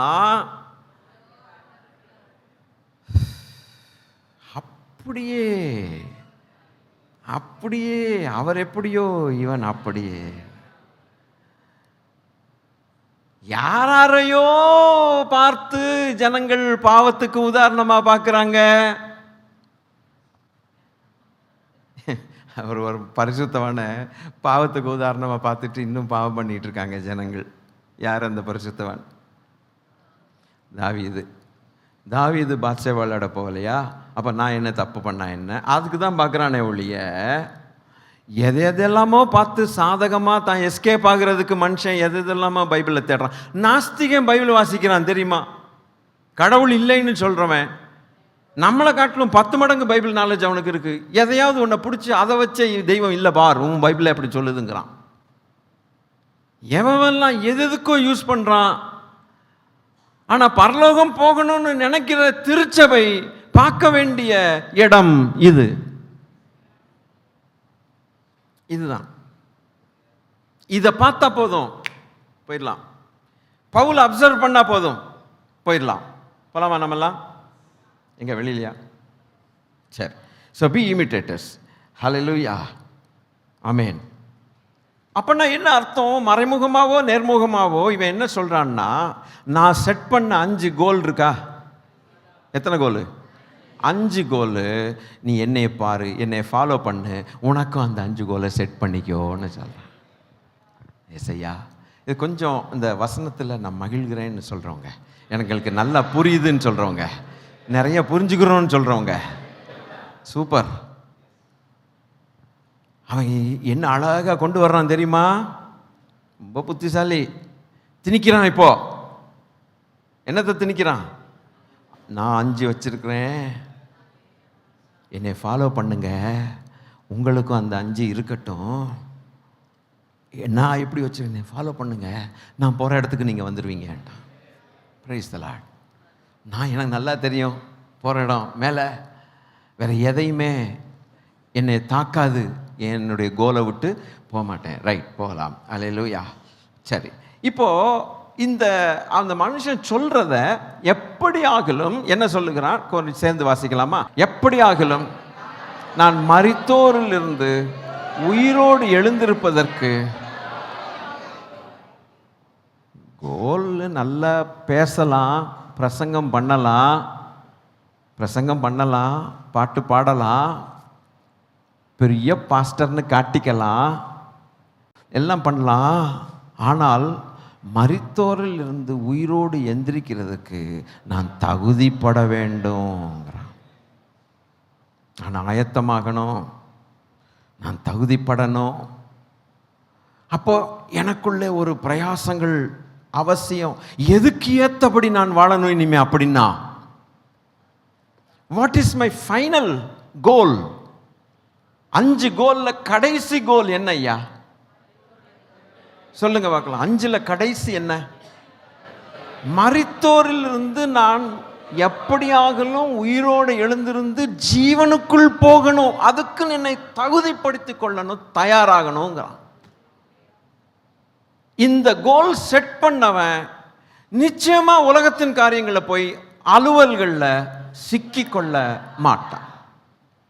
தீமோத்தேயுக்கு அவன் எழுதும்போது சொல்லுகிறான், தண்டில் சேவகம் பண்ணுகிற எவனும் பிழைப்பு கடுத்த அலுவல்களில் சிக்கிக்கொள்ள மாட்டான்னு சொல்லும்போது, இவன் எதுலையும் சிக்காம போகணும்னு பார்க்கிறானோ, இவனுடைய உத்தம குமாரனுக்கும் அதைத்தான் சொல்றான். தீமோத்தேயு, நான் எப்படி சிக்காம போறேனோ நீயும் சிக்காதடான்னு சொல்லிட்டு போகிறான். இந்த சபை இதை கேட்பதற்கு விருப்பம் உண்டோ? இவன் எதுலையும் மாட்டிக்க மாட்டான், சொல்லிட்டான், நான் எதுலையும் மாட்ட மாட்டேன்னு. போக போக வரும் உங்களுக்கு நிறைய காரியங்கள். அதுபோல தீமோத்தேயுக்கு சொல்றான், தீமோத்தேயே, தண்டில் சேவகம். இராணுவத்தில் தண்டுனா என்னன்னா இராணுவம், மிலிட்ரியில் நீங்கள் உங்கள் எழுதி கொடுத்தீங்கன்னா, நான் மிலிட்ரியை சர்வ் பண்ணுவேன், அதுக்கு சேவை செய்வேன் எழுதி கொடுத்தீங்கன்னா, உங்கள் பொண்டாட்டியை மறக்கணும், பிள்ளைகளை மறக்கணும், உத்தியோகத்தை அதை மறக்கணும், இதை மறக்கணும், நிலங்களை மறக்கணும், சொந்த வீடை மறக்கணும், சொந்த ஊரை மறக்கணும், சொந்தக்காரனையும் மறக்கணும். அதுதான் மிலிட்ரி. கொண்டு போய் காஷ்மீர் பக்கம் போட்டுருவான், வேற வழி இல்லை. ஐயோ சித்தப்பா விட்டுட்டு நான் போக முடியாதுன்னு சொல்லவே முடியாது. திடீர்னு கொஞ்ச நாள் கழிச்சு காஷ்மீரில் போட்டவன் ராஜஸ்தான் பார்டரில் எங்கிட்டாவது கொண்டு வந்து போட்டுருவான். ஒன்றும் செய்ய முடியாது. பிள்ளைகளை பார்த்து எத்தனை வருஷம் ஆகுதோ, இதில் வாட்ஸ்அப்பில் வேணால் பார்த்துக்கலாம். அந்த நிலைமை தண்டில் அவன் எழுதி கொடுத்துருக்குறான், சேவகம் பண்ணுவேன்ட்டு. பிழைப்பு கடுத்த காரியங்களில் அந்த பேங்க் உத்தியோகம், இந்த டீச்சர் வேலை, அது வேலை, இதுக்கெல்லாம் அவன் வரவே மாட்டான். இராணுவத்தில் இருக்கிறவன் டீச்சர் வேலைக்கு வருவானா? வரமாட்டான். டே, எதுலையும் போய் சிக்காதடாங்கிறான் ஏசையா. எதுலையும் போய் அப்படின்னா என்னன்னா அவனுடைய ஊழிய அழைப்பு, அது வேற விஷயம். இன்னைக்கு எல்லாருமே நம்ம ஊழியம் செய்ய போய் அப்படி பவுல் தீமோத்தி மாதிரி போகிறதில்ல. இருந்தாலும் உலகத்தில் நாம் வேலை செய்கிறோம், உலகத்தின் காரியங்களில் சிக்குண்டு போகக்கூடாது. அந்த ஒரு எய்ம் நமக்கு என்றைக்குமே வேணும். Glory to God. அல்லேலூயா. அதுக்கு தான் திருச்சபைக்கு கர்த்தர் சொல்லுகிற ஒரு வார்த்தை. ஆக இப்படி தயார் பண்ணி கொள்ளுகிறவர்கள் ஒரு கூட்டம் இருக்குதுன்னு ஏசையா வாயால சொன்னார். 20வது அதிகாரம் 35வது வசனம். லூக்கா 20வது அதிகாரம் 35வது வசனம் வாசிக்கலாமா? சூப்பரான வசனம், வாசிக்கலாமா? என்ன வாசிக்கலாம்? மறுமையையும் மரித்தோரில் இருந்து எழுந்திருக்குதலையும் அடைய பாத்திரராக எண்ணப்படுகிறவர்களோனர். அந்த விஷயம் வேற. பெண் கொள்வதில்லை, பெண் கொடுப்பதில்லைங்கிறது இந்த உலகத்தோட முடிஞ்சு போச்சு. கல்யாணங்கள் இந்த உலகத்தோட முடிஞ்சு போச்சு. மறுமையில் அதெல்லாம் இல்லைன்னு சொல்கிறதுக்காக என்னை பார்த்தீங்கன்னா கொஞ்சம் விளங்கும். நான் கொஞ்சம் விளக்கலான்னு பார்க்குறேன். ஏங்க லேசாக சொல்லிட்டு போயிடலாங்களே, எப்பா பரலோகத்தில் கல்யாணம் கிடையாதுப்பா, பெண் கொள்ள மாட்டான், பெண் கொடுக்க மாட்டான், ஏன்டா அதை பற்றி யோசிக்கிறீங்கன்னு சொல்லிட்டு என்ன செஞ்சுருக்கலாம், போயிருக்கலாம். ஒரு வார்த்தையை சொல்கிறாரு பாருங்க, ஏசையா ஒரு வார்த்தையை சொல்கிறார் பாருங்க, நீங்களே பாருங்க. ஒரு வார்த்தையை சொல்கிறார், அங்கே ஸ்க்ரீனில் கூட பார்க்கலாம். மறுமையையும் மரித்தோரிலிருந்து எழுந்திருக்குதலையும் அடைய பாத்திரராக எண்ணப்படுகிற. யார் வாயிலிருந்து வந்துச்சு? ஆண்டவருடைய வாயிலிருந்து வந்த ஒரு வார்த்தை. கிட்டத்தட்ட ஒரு 4-5 நாளை என் மைண்டை போட்டு குடையுது இந்த வார்த்தை. கேட்டுக்கிட்டே இருக்கிறேன், ஆண்டவரே அப்பா எனக்கு ஒன்றும் புலப்படலையே, என்னப்பா இதுக்கு என்ன அர்த்தம்? அதாவது கல்யாணம் பண்ண மாட்டான், அது வேற விஷயம், அது வேற விஷயம், அது மனசில் நம்ம மாம்சத்தில் நினைக்கிறது. இது இப்படி ஒரு வார்த்தையை போட்டிங்களே, எழுந்திருக்க மரித்தோரிலிருந்து எழுந்திருக்க ரிசரக்ஷனுக்கு பாத்திரராக எண்ணப்படுகிறவர்கள்னு போட்டிருக்கீங்கன்னா விஷயம் அதில் இருக்குதுன்னு அர்த்தம். அப்போ ஒரு கூட்டம் ரெடி ஆகிட்டு இருக்குது. ஆண்டவர் ஒரு வார்த்தையை சொல்லிட்டாரே, அப்போ ரிசரக்ஷனுக்கு ரெடி ஆகக்கூடிய ஒரு கூட்டம் இருக்குதுன்னு சொல்றாரு. அதை கொச்சான பாஷையில் பேசினா ரிசரக்ஷனுக்கு. அப்போ இவனுடைய எண்ணம் எல்லாம் எதுவாக இருக்கும்? வாழ்நாள் பூலா எங்கே வாழ்ந்தாலும் என்ன தொழில் செய்தாலுமே இவனுடைய உள்ளம் எண்ணங்கள்லாம் எது மேலே இருக்குது? அதையே யோசிக்கிறான். அப்போ அப்படி ஒரு கூட்டம் இருக்குதுன்னு இயேசு சொன்னார். அப்போ எனக்கு என்ன ஆசைன்னா, இந்த கூட்டத்துக்குள்ளே நான் இருக்கணும் ஆண்டவரே, இந்த கூட்டத்துக்குள்ளே நான் இருக்கணும். சபைக்கு ஆராதிக்க வர்றாங்க, அவங்களுக்கு அதை சொல்லிடணும் ஆண்டவரே. சொல்கிறது தப்பா? அப்போ நான் இன்னும் விளக்கம் கேட்டேன். கிட்டத்தட்ட 4 நாளாக தேவன் விளக்கம் தரல. கேட்டுக்கிட்டே இருந்தேன். ஆண்டவரே அது என்னை விட்டு போக மாட்டேங்குது, அந்த வார்த்தை என்னை விட்டு போக மாட்டேங்குது, அந்த வார்த்தை என்னை விட்டு போக மாட்டேங்குது, அந்த வார்த்தை என்னை விட்டு. அப்போது மரித்தோரிலிருந்து உயிரோடு எழுந்திருக்கிறதுக்கு பாத்திரராக எண்ணப்பட்டவர்கள்னு ஒரு கும்பலை பற்றி சொல்கிறீங்களே, எனக்கு எப்படி பாத்திரவாங்களா மாறுறாங்க சொல்லுங்க, எனக்கு அது தெரியணும். அப்போ தான் என் ஜனங்களுக்கு நான் அதை போய் சொல்லணும். புரியுதா உங்களுக்கு? ஆண்டவரே சொல்லுங்க, இந்த சண்டையே சொல்லிருந்தேன் ஆண்டவரே. அப்போது பவுலை பற்றி யோசிக்கும்போது என் ஆண்டவர் சொன்ன இந்த வார்த்தையை கனெக்ட் பண்ணி விட்டுட்டார். பவுலை பற்றி தானே இவ்வளோ நேரம் பேசிகிட்டு இருந்தோம். நீங்கள் எல்லாம் பிலிப்பியர் பக்கம் தானே உங்கள் மனசெல்லாம் ஓடிருச்சு. டப்புன்னு இந்த பக்கம் வருது பாருங்க, எப்படி கனெக்ட் பண்ணுறார் ஆண்டவர். அதுதான் பரிசுத்த ஆவியானவர் செய்கிற வேலை. சொல்லுங்கப்பான்னா அல்லேலூயா. ஒரு 5 காரியங்கள் நமக்கு தெரிஞ்ச காரியங்கள் தான் சொல்கிறாரு. அல்லேலூயா. அதில் 2 காரியங்கள் சொன்னார். ஒன்று பிரதானமானதுன்னு ஒன்று சொன்னார். அந்த பிரதானமானதை வைத்துக்கொண்டு அடுத்த காரியம் செய்யணும்னு சொன்னார். எனக்கு ரொம்ப ஆக்சுவலாக நேற்று நைட்லேருந்து எப்படா விடியும்னு பார்த்துட்டு இருந்தேன். நேற்று உண்மையா இல்லை நம்ப மாட்டீங்கல்ல, எப்படா விடியும், எப்படா ஜனங்களை பார்ப்போம், இதை வாமிட் பண்ணிடுவோம், கக்கிடுவோம், அந்த ஜனங்கள் பிடிச்சிக்குவாங்க. பிரைமரின்னு ஒன்று இருக்குது. பிரைமரின்னா பிரதானமான ஒன்று இருக்குது. அந்த பிரதானமானதை வச்சு அடுத்து பில்டப் பண்ணணும்னு சொன்னார். ஆவியானவர் பேசுகிறத உணர்ந்துட்டேன். அப்போன்னா என்ன பிரைமரி, அது என்னது சொல்லிக் கொடுங்க, அதுக்கப்புறம் இருக்கிறதையும் சொல்லிக் கொடுங்க. பிரைமரினா ஒன்றும் இல்லை மகனே, உன்னுடைய சொந்த வேலையினாலேயோ உன்னுடைய மெரிட்டுன்னா என்ன அர்த்தம், உன்னுடைய சாமர்த்தியத்தினாலேயோ அல்லது உன்னுடைய எதுனாலேயோ அல்ல, என்னுடைய இரத்தத்தினாலும் என்னுடைய தியாகத்தினாலும் என்னுடைய நீதினாலும் என்னுடைய கிருபையினாலும் நான் உனக்கு ரட்சிப்பை கொடுத்தேனே. நான் செய்த சிலுவையில் செய்து முடித்த வேலை பிரதானம். அதை வச்சுதான் நீ பிரயாசப்படணும். அப்போ இது உனக்கு அஸ்திபாரமாக மாறுகிறது. இதுக்கு பேர் இங்கிலீஷில் the finished work of Jesus on the cross of Calvary. இதுக்கு மேலே தான் நீ கட்டணும். இந்த அடித்தளம் இல்லாமல் ஒரு மனுஷன் பரலோகத்துக்கு வரவே முடியாது. இன்னைக்கு நம்ம பரலோகத்துக்கு போகணும்னா நம்ம வேலை செஞ்சோமோ செய்யலையோ, பிரயாசப்பட்டமோ படலையோ, ஆனால் அடித்தளம் என்ன?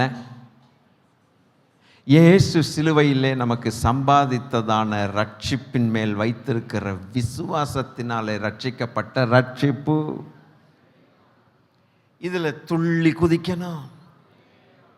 பவுலடிகள் சொல்லும்போது சொல்லுகிறேன், போடப்பட்ட அஸ்திபாரம் ஆகிய கிறிஸ்துவை தவிர வேற ஒன்றும் போட முடியாதுலேன்ட்டான். நம்முடைய ஜீவியத்திற்கு அஸ்திபாரம் இயேசு கிறிஸ்து. நம்முடைய மெரிட்னால் நம்ம சம்பாதிக்கலை. நம்முடைய அதிகமாக மார்க் வாங்குறாங்கல்ல பிள்ளைங்க ஸ்கூலில் காலேஜில், மெரிட் ஸ்காலர்ஷிப்னு ஒன்று கொடுக்குறான்ல, மெரிட் ஸ்காலர்ஷிப்னு கொடுக்குறான்ல, நல்ல மார்க் வாங்கினவனுக்கு நல்ல ஒரு கொடுக்குறான்ல, அந்த மாதிரி மெரிட் ஸ்காலர்ஷிப் கிடையாது ரட்சிப்பு. நம்முடைய ரட்சிப்பு அவர் இறங்கி இரக்கம் பாராட்டி பிச்சை போட்டது தான் நம்முடைய ரட்சிப்பு. கர்த்தர் நல்லவர். அதை பேஸ் பண்ணி தான்ப்பா நீ வாழணும். முதலாவது புரிஞ்சுக்கோ. கரெக்ட். அதுக்கு அடுத்து என்ன செய்யணும் ஆண்டவரே? அதுக்கு அடுத்து நீ அதன் மேல் நீ கட்டணும்னார். வீடு கட்டணும். என்னுடைய தாசன் சொன்னது போல 5 விதமான பொருட்கள் இருக்குது, 6 விதமான பொருட்கள் இருக்குது. இந்த 6 விதமான பொருட்களில் நீ ஞானமாக என்ன செய்யணும்? எந்த பொருளை வச்சு கட்டுவியோ கட்டிக்கோ, ஆனால் அது அக்கினியில் போகும்போது அது நிலச்சி நிற்கணும், அக்கினியில் எரிஞ்சு போயிடக்கூடாது. கூரை வீடு அக்கினியில் எரியும். ஆஸ்பெஸ்டாஸு அதை கூரையை காட்டிலும் கொஞ்சம் நல்லது, ஆனால் அதுவும் என்ன செய்யுது? எரியுது. ஆனால் எரியாத ஒரு இரும்பு எரியாது. இரும்பை காட்டிலும் ஒரு மேலானது கோல்டன் சில்வர். அது எரிஞ்சா அதில் இருக்கிற அழுக்கெல்லாம் போய் இன்னும் பளபளபளன்னு சுத்தமாக மாறும். எதை வச்சு நீ கட்ட போகிற? எதை வச்சு நீ கோல்ஸை செட் பண்ண போகிற? பவுல் ஏன் இந்த 5 கோலை செட் பண்ணான்னு உனக்கு தெரியுமா? எதுக்கு தெரியுமா? அவனுக்கு நான் போட்ட அஸ்திபாரம் நான் தாங்கிறத கண்டுபிடிச்சிட்டான். நான் தாங்கிறத திரும்பி சொல்கிறேன், அவனுடைய ஜீவியத்தில் அஸ்திபாரம் வேற அவனால் போட முடியாது என்பதையும், நானே அவனுக்கு அஸ்திபாரமாக இருக்கிறேன் என்பதையும் அழகாக புரிஞ்சுக்கிட்டது நிமித்தம், இதை யாருடா போடுவா அப்படின்னு தவிச்சுக்கிட்டு இருக்கிற நேரத்தில் என்னை கண்டான். நான் அவனுக்கு தென்பட்டேன், போட்டேன் அஸ்திபாரம். அது மேலே கட கட கட கட கட கடன்னு கட்டுறான். அதனால் கட்டுறதுக்காக 5 கோலை கரெக்டாக செட் பண்ணிட்டான். நல்ல வேலை செய்தான். அந்த வேலையை நான் மெச்சிக்கொண்டது நிமித்தம் நீங்கள் செய்யணும்னு சொல்லி நான் எழுதி வச்சிருக்கிறேன்.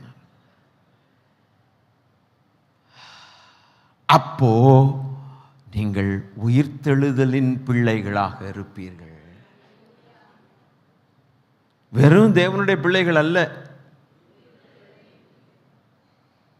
உயிர்த்தெழுதல் பிள்ளைகள். இவன் இப்படிப்பட்டவன் எப்படி தெரியும் நமக்கு? Are you ready? ரெடியாக இருக்கீங்களா? நிஜமா பிரைஸ் தி லார்ட், ரெடியாக இருக்கீங்களா?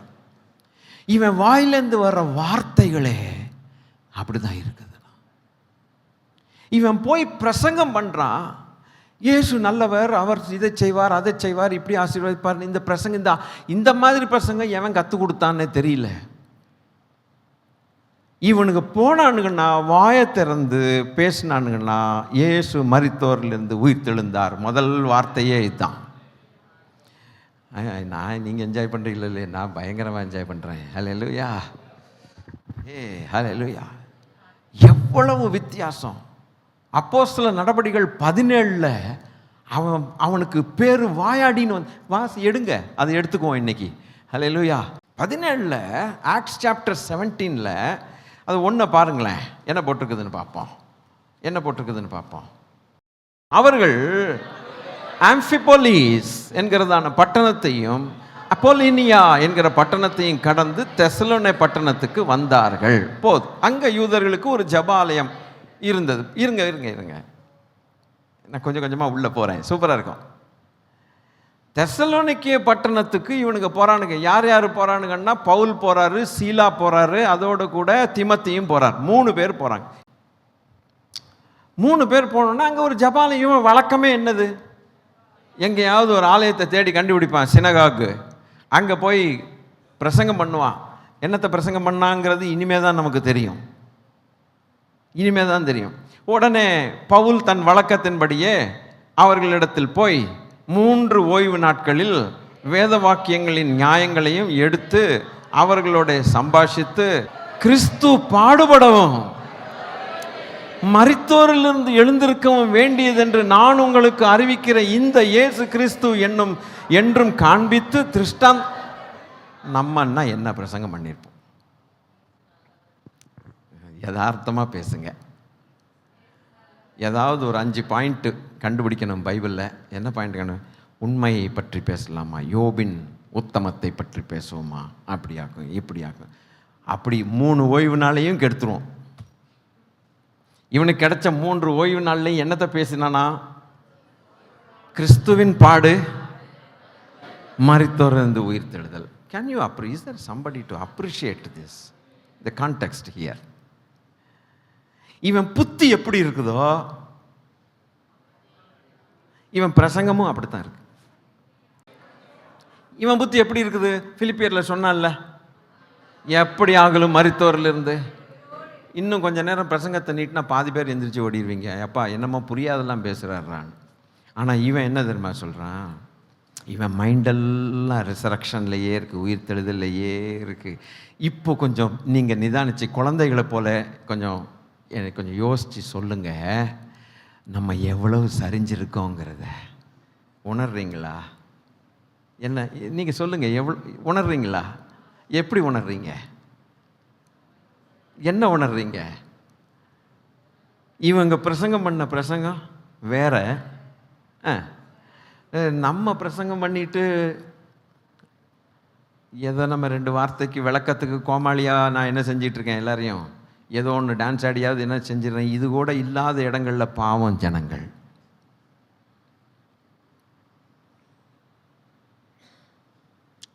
கரெக்டா இல்லை? நான் பெருமையாக பேசிக்கிறேன்னா?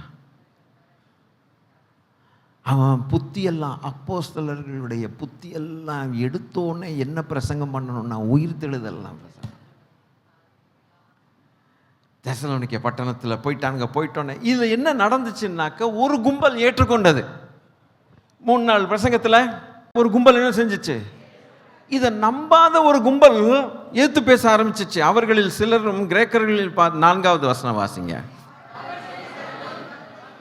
கிரேக்கர்கள் திரளான ஜனங்களும் கனம் பொருந்திய ஸ்திரீகளும் அநேகரும் விசுவாசித்து பவுலையும் சேர்ந்து கொண்டார்கள். சூப்பர்.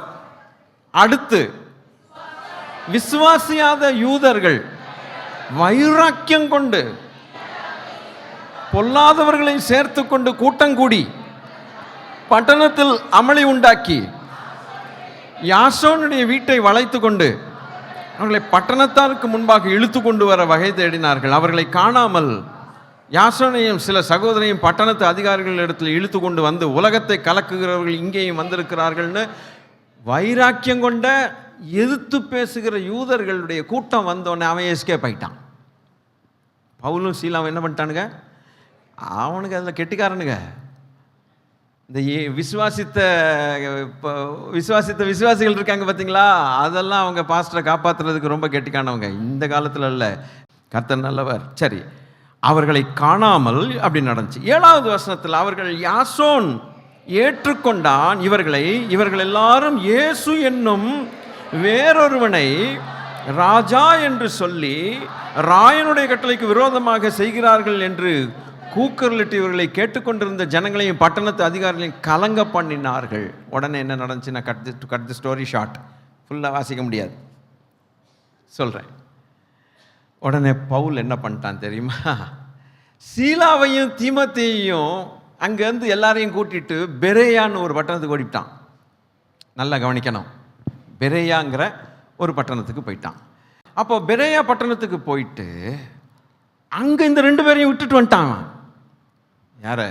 சீலாவையும் தீமோத்தேயையும் விட்டுட்டு வந்துட்டான். அவங்க யங் மிஷனரிஸ்.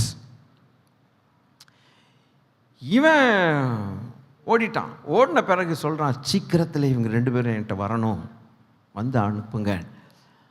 அப்போ இந்த இவங்க 2 பேரும் போய் எதை பிரசங்கம் பண்ண போகிறானுங்க? இப்போ என்ன தான் பிரசங்கம் பண்ண போகிறான்?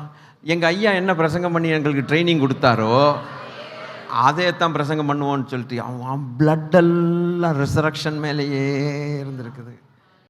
இந்த காலத்து சபைக்கும் அந்த காலத்து சபைக்கும் ஏணி வச்சாலாம் எட்டலை இல்லை. இவனுக்கு 2 பேரும் அங்கே விட்டுட்டாங்களா? விட்டோடனே இவனுக்கு என்ன பிரசங்கம் பண்ணிட்டானுங்க? நான் எல்லாம் கதை கட்டிட்டு வருவேன் வீட்டில், இதெல்லாம் எப்படி போனானுங்க, எங்கே போனானுங்க எல்லாம். அப்போ இவனுக்கு பிரசங்கம் பண்ணோடனே பெரேயாவில் இருக்கக்கூடிய பட்டணத்தார் ரொம்ப உஷார். அவனுக்கு தெசலோனிக்கே பட்டணத்தார் மாதிரி இல்லை. அவனுக்கு என்ன பண்ணிட்டானுங்க, இந்த ஐயா சொல்கிறது உண்மையா பொய்யான்ட்டு வேதத்தை எடுத்து ஆராய்ஞ்சிட்டானுங்க.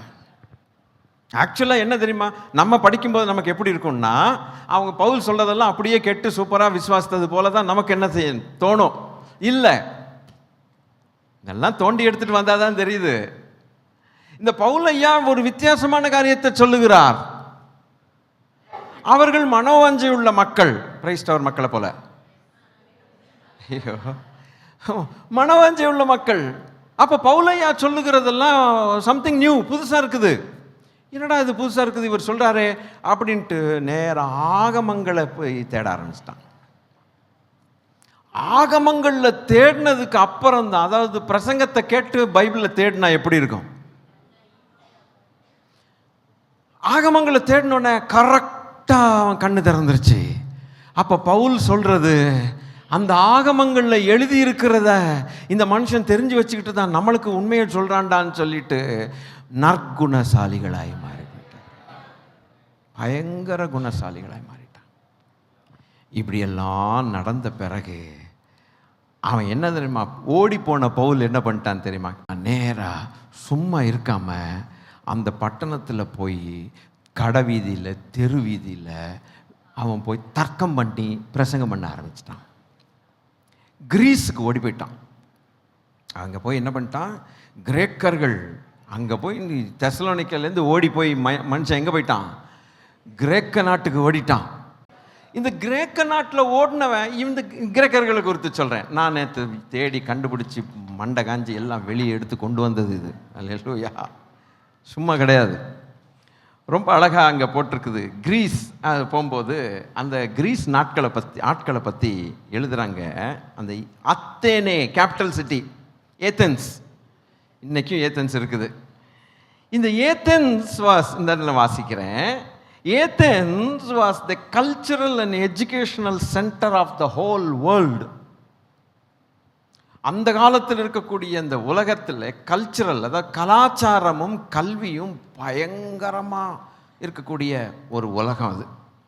Many prominent worldly men sent their children to Athens to be educated there. உலகத்தில் பிரதானமாக இருக்கக்கூடிய பெரிய பெரிய ஆட்கள் தங்கள் குழந்தைகளை எங்கே படிக்கிறதுக்கு அனுப்புனாங்கன்னா இந்த ஏத்தேன்ஸ் பட்டணத்தில், ஏத்தேன்ஸ் யூனிவர்சிட்டியில் படிச்சுட்டு வந்தாலே அவனுக்கு அவ்வளவு உடனே வாடான்னு வேலைக்கு விட்டுருவாங்க. அவ்வளவு ஞானம், அறிவு, கல்வி, கலாச்சாரம். இவன் போன பட்டணம் இப்படி. ஹலோ,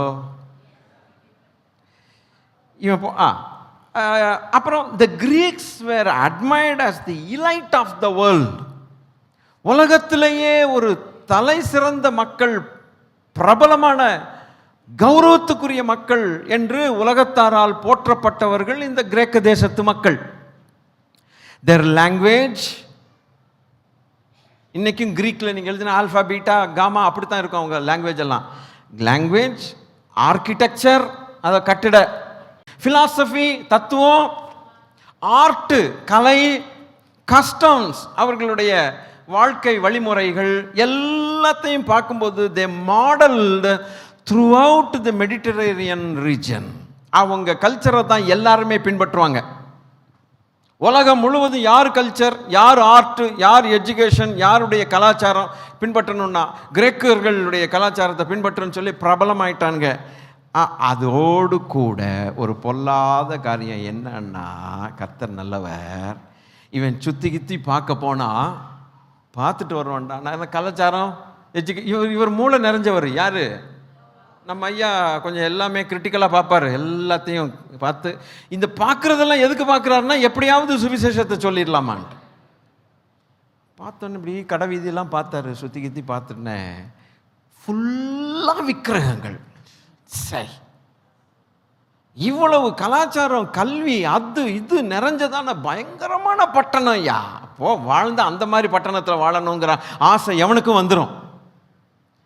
பார்த்தா ஃபுல்லாக விக்கிரக ஆராதனை. ஒரு இடம் கூட ஒரு விக்கிரகம் இல்லாத இடத்த பார்க்க முடியல.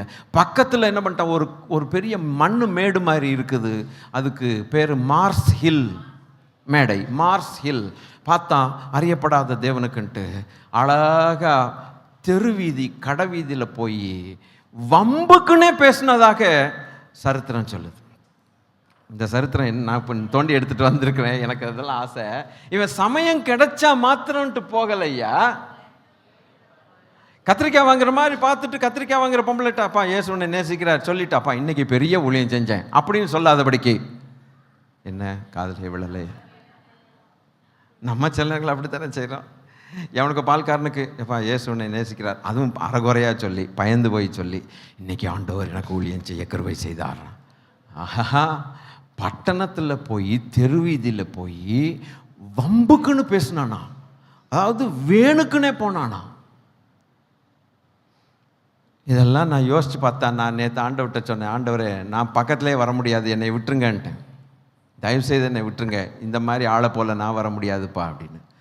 ஒவ்வொரு நாளும் காலைன்னு பார்க்காம மத்தியானம்னு பார்க்காம வேணுக்குன்னே கடைவீதிக்கு போய் வம்பிழுத்து ஜனங்களை வம்புக்கு இழுத்து அதனால் ஜனங்களை என்ன சொல்லிட்டாங்கன்னா வாயாடி வாயாடின்ட்டான், ஓயாமல் பேசுகிறான், வாயாடி இழுத்து போட்டு வாயாடி. அதெல்லாம் பண்ணி என்னத்தை சொன்னானுங்க தெரியுமா? இவன் பண்ண பிரசங்கத்தை நான் சொல்கிறேன் கேளுங்க. அது பைபிளில் இருக்குது, பைபிளில் இல்லாதது ஒன்றும் இல்லை. இப்போ நான் சொல்ல போகிறது பைபிளில் இருக்குது. அதான் இருங்க கொஞ்சம் இருங்க. அவன் பண்ண ஒரு 9 பாயிண்ட் அவன் பிரசங்கம் பண்ணுறான். அல்லேலூயா. நம்பர் 1 என்னன்னு கேட்டால், God is the creator of all things. தேவன் தான் சகலத்தையும் சிருஷ்டித்தார் அப்படின்னு அடிக்கிறான் முதல் வார்த்தை. இவங்கள்ட்ட போய் நம்ம கற்றுக்கணும் பிரசங்கம் பண்ணுறது எப்படின்னு. இவங்க தான் நமக்கு ட்ரைனிங் கொடுக்கணும். Number 2, He is not worshipped with creation of hands. He created all. He needs nothing tangible. அதாவது அவர் உருவாக்கப்பட்டவைகளுடைய உதவி அவருக்கு தேவையில்லை. கைகளால் கட்டப்பட்ட கோவில்களில் அவர் வாசம் பண்ண மாட்டார். அவருக்கு உபசாரம் செய்வதற்கு அவர் யாரையும் அவர் தேட மாட்டார் என்கிறத வர்றான். இதெல்லாம் நம்ம புத்திக்கு எட்டுதா? நமக்கு மண்டையில் முதல்ல வந்துச்சா? இந்த மாதிரி வரல இல்லை ஏப்பா சொல்லுங்க ஐயா. வருதா? எதுக்கு எடுத்தாலும் இயேசு வெள்ளை முடியை கருப்பாக்குவார், கருப்பு முடியை வெள்ளையாக்குவார். இது என்னத்தையாவது சொல்ல, சமாதானம் தருவார், சந்தோஷம் தருவார், சந்தோஷம் தருவார், சமாதானம் தருவார். இந்த தெருவில் சந்தோஷம் தருவார், அந்த தெருவில் சமாதானம் தருவார். இப்படி என்னத்தையாவது உழப்பிட்டு இவங்களை பக்காவாக ப்ரீச் பண்ணுறானுங்க. அடிச்சான்னா இன்டலெக்டை தொடும், ஆவியை தொடும், பட்டுன்னு கிறிஸ்துக்குள்ளே வந்துடுவான் அவன். மூணாவதாக, all men are of one blood and we are brothers. கிரீஸில் போய் ஞானம் நிறைஞ்ச மக்கள்ங்கிற இடத்துல போய், கலாச்சாரத்துக்கு போய், விக்கிரகங்கள் நிறைஞ்ச இடத்துக்கு போய் இவன் பேசினா நம்ப மாட்டாங்கங்கிற சொசைட்டி, ஆண்டவரே அங்க போய் என்னத்தை பிரசங்கம் பண்றான் பாருங்க.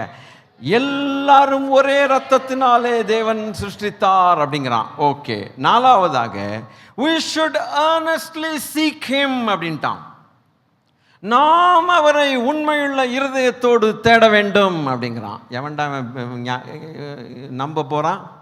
இதை சொன்னா பரவாயில்லை, நம்பினா என்ன நம்பாட்டினா என்ன, சத்தியத்தை சத்தியமாக சொல்லிட்டு வந்துட்டான். நாம் அவரை தேட வேண்டும். அஞ்சாவதாக அவன் சொல்லுகிறான், we are God's children அப்படின்னா, நாம் தேவனுடைய பிள்ளைகள் அப்படின்னு சொல்றான்.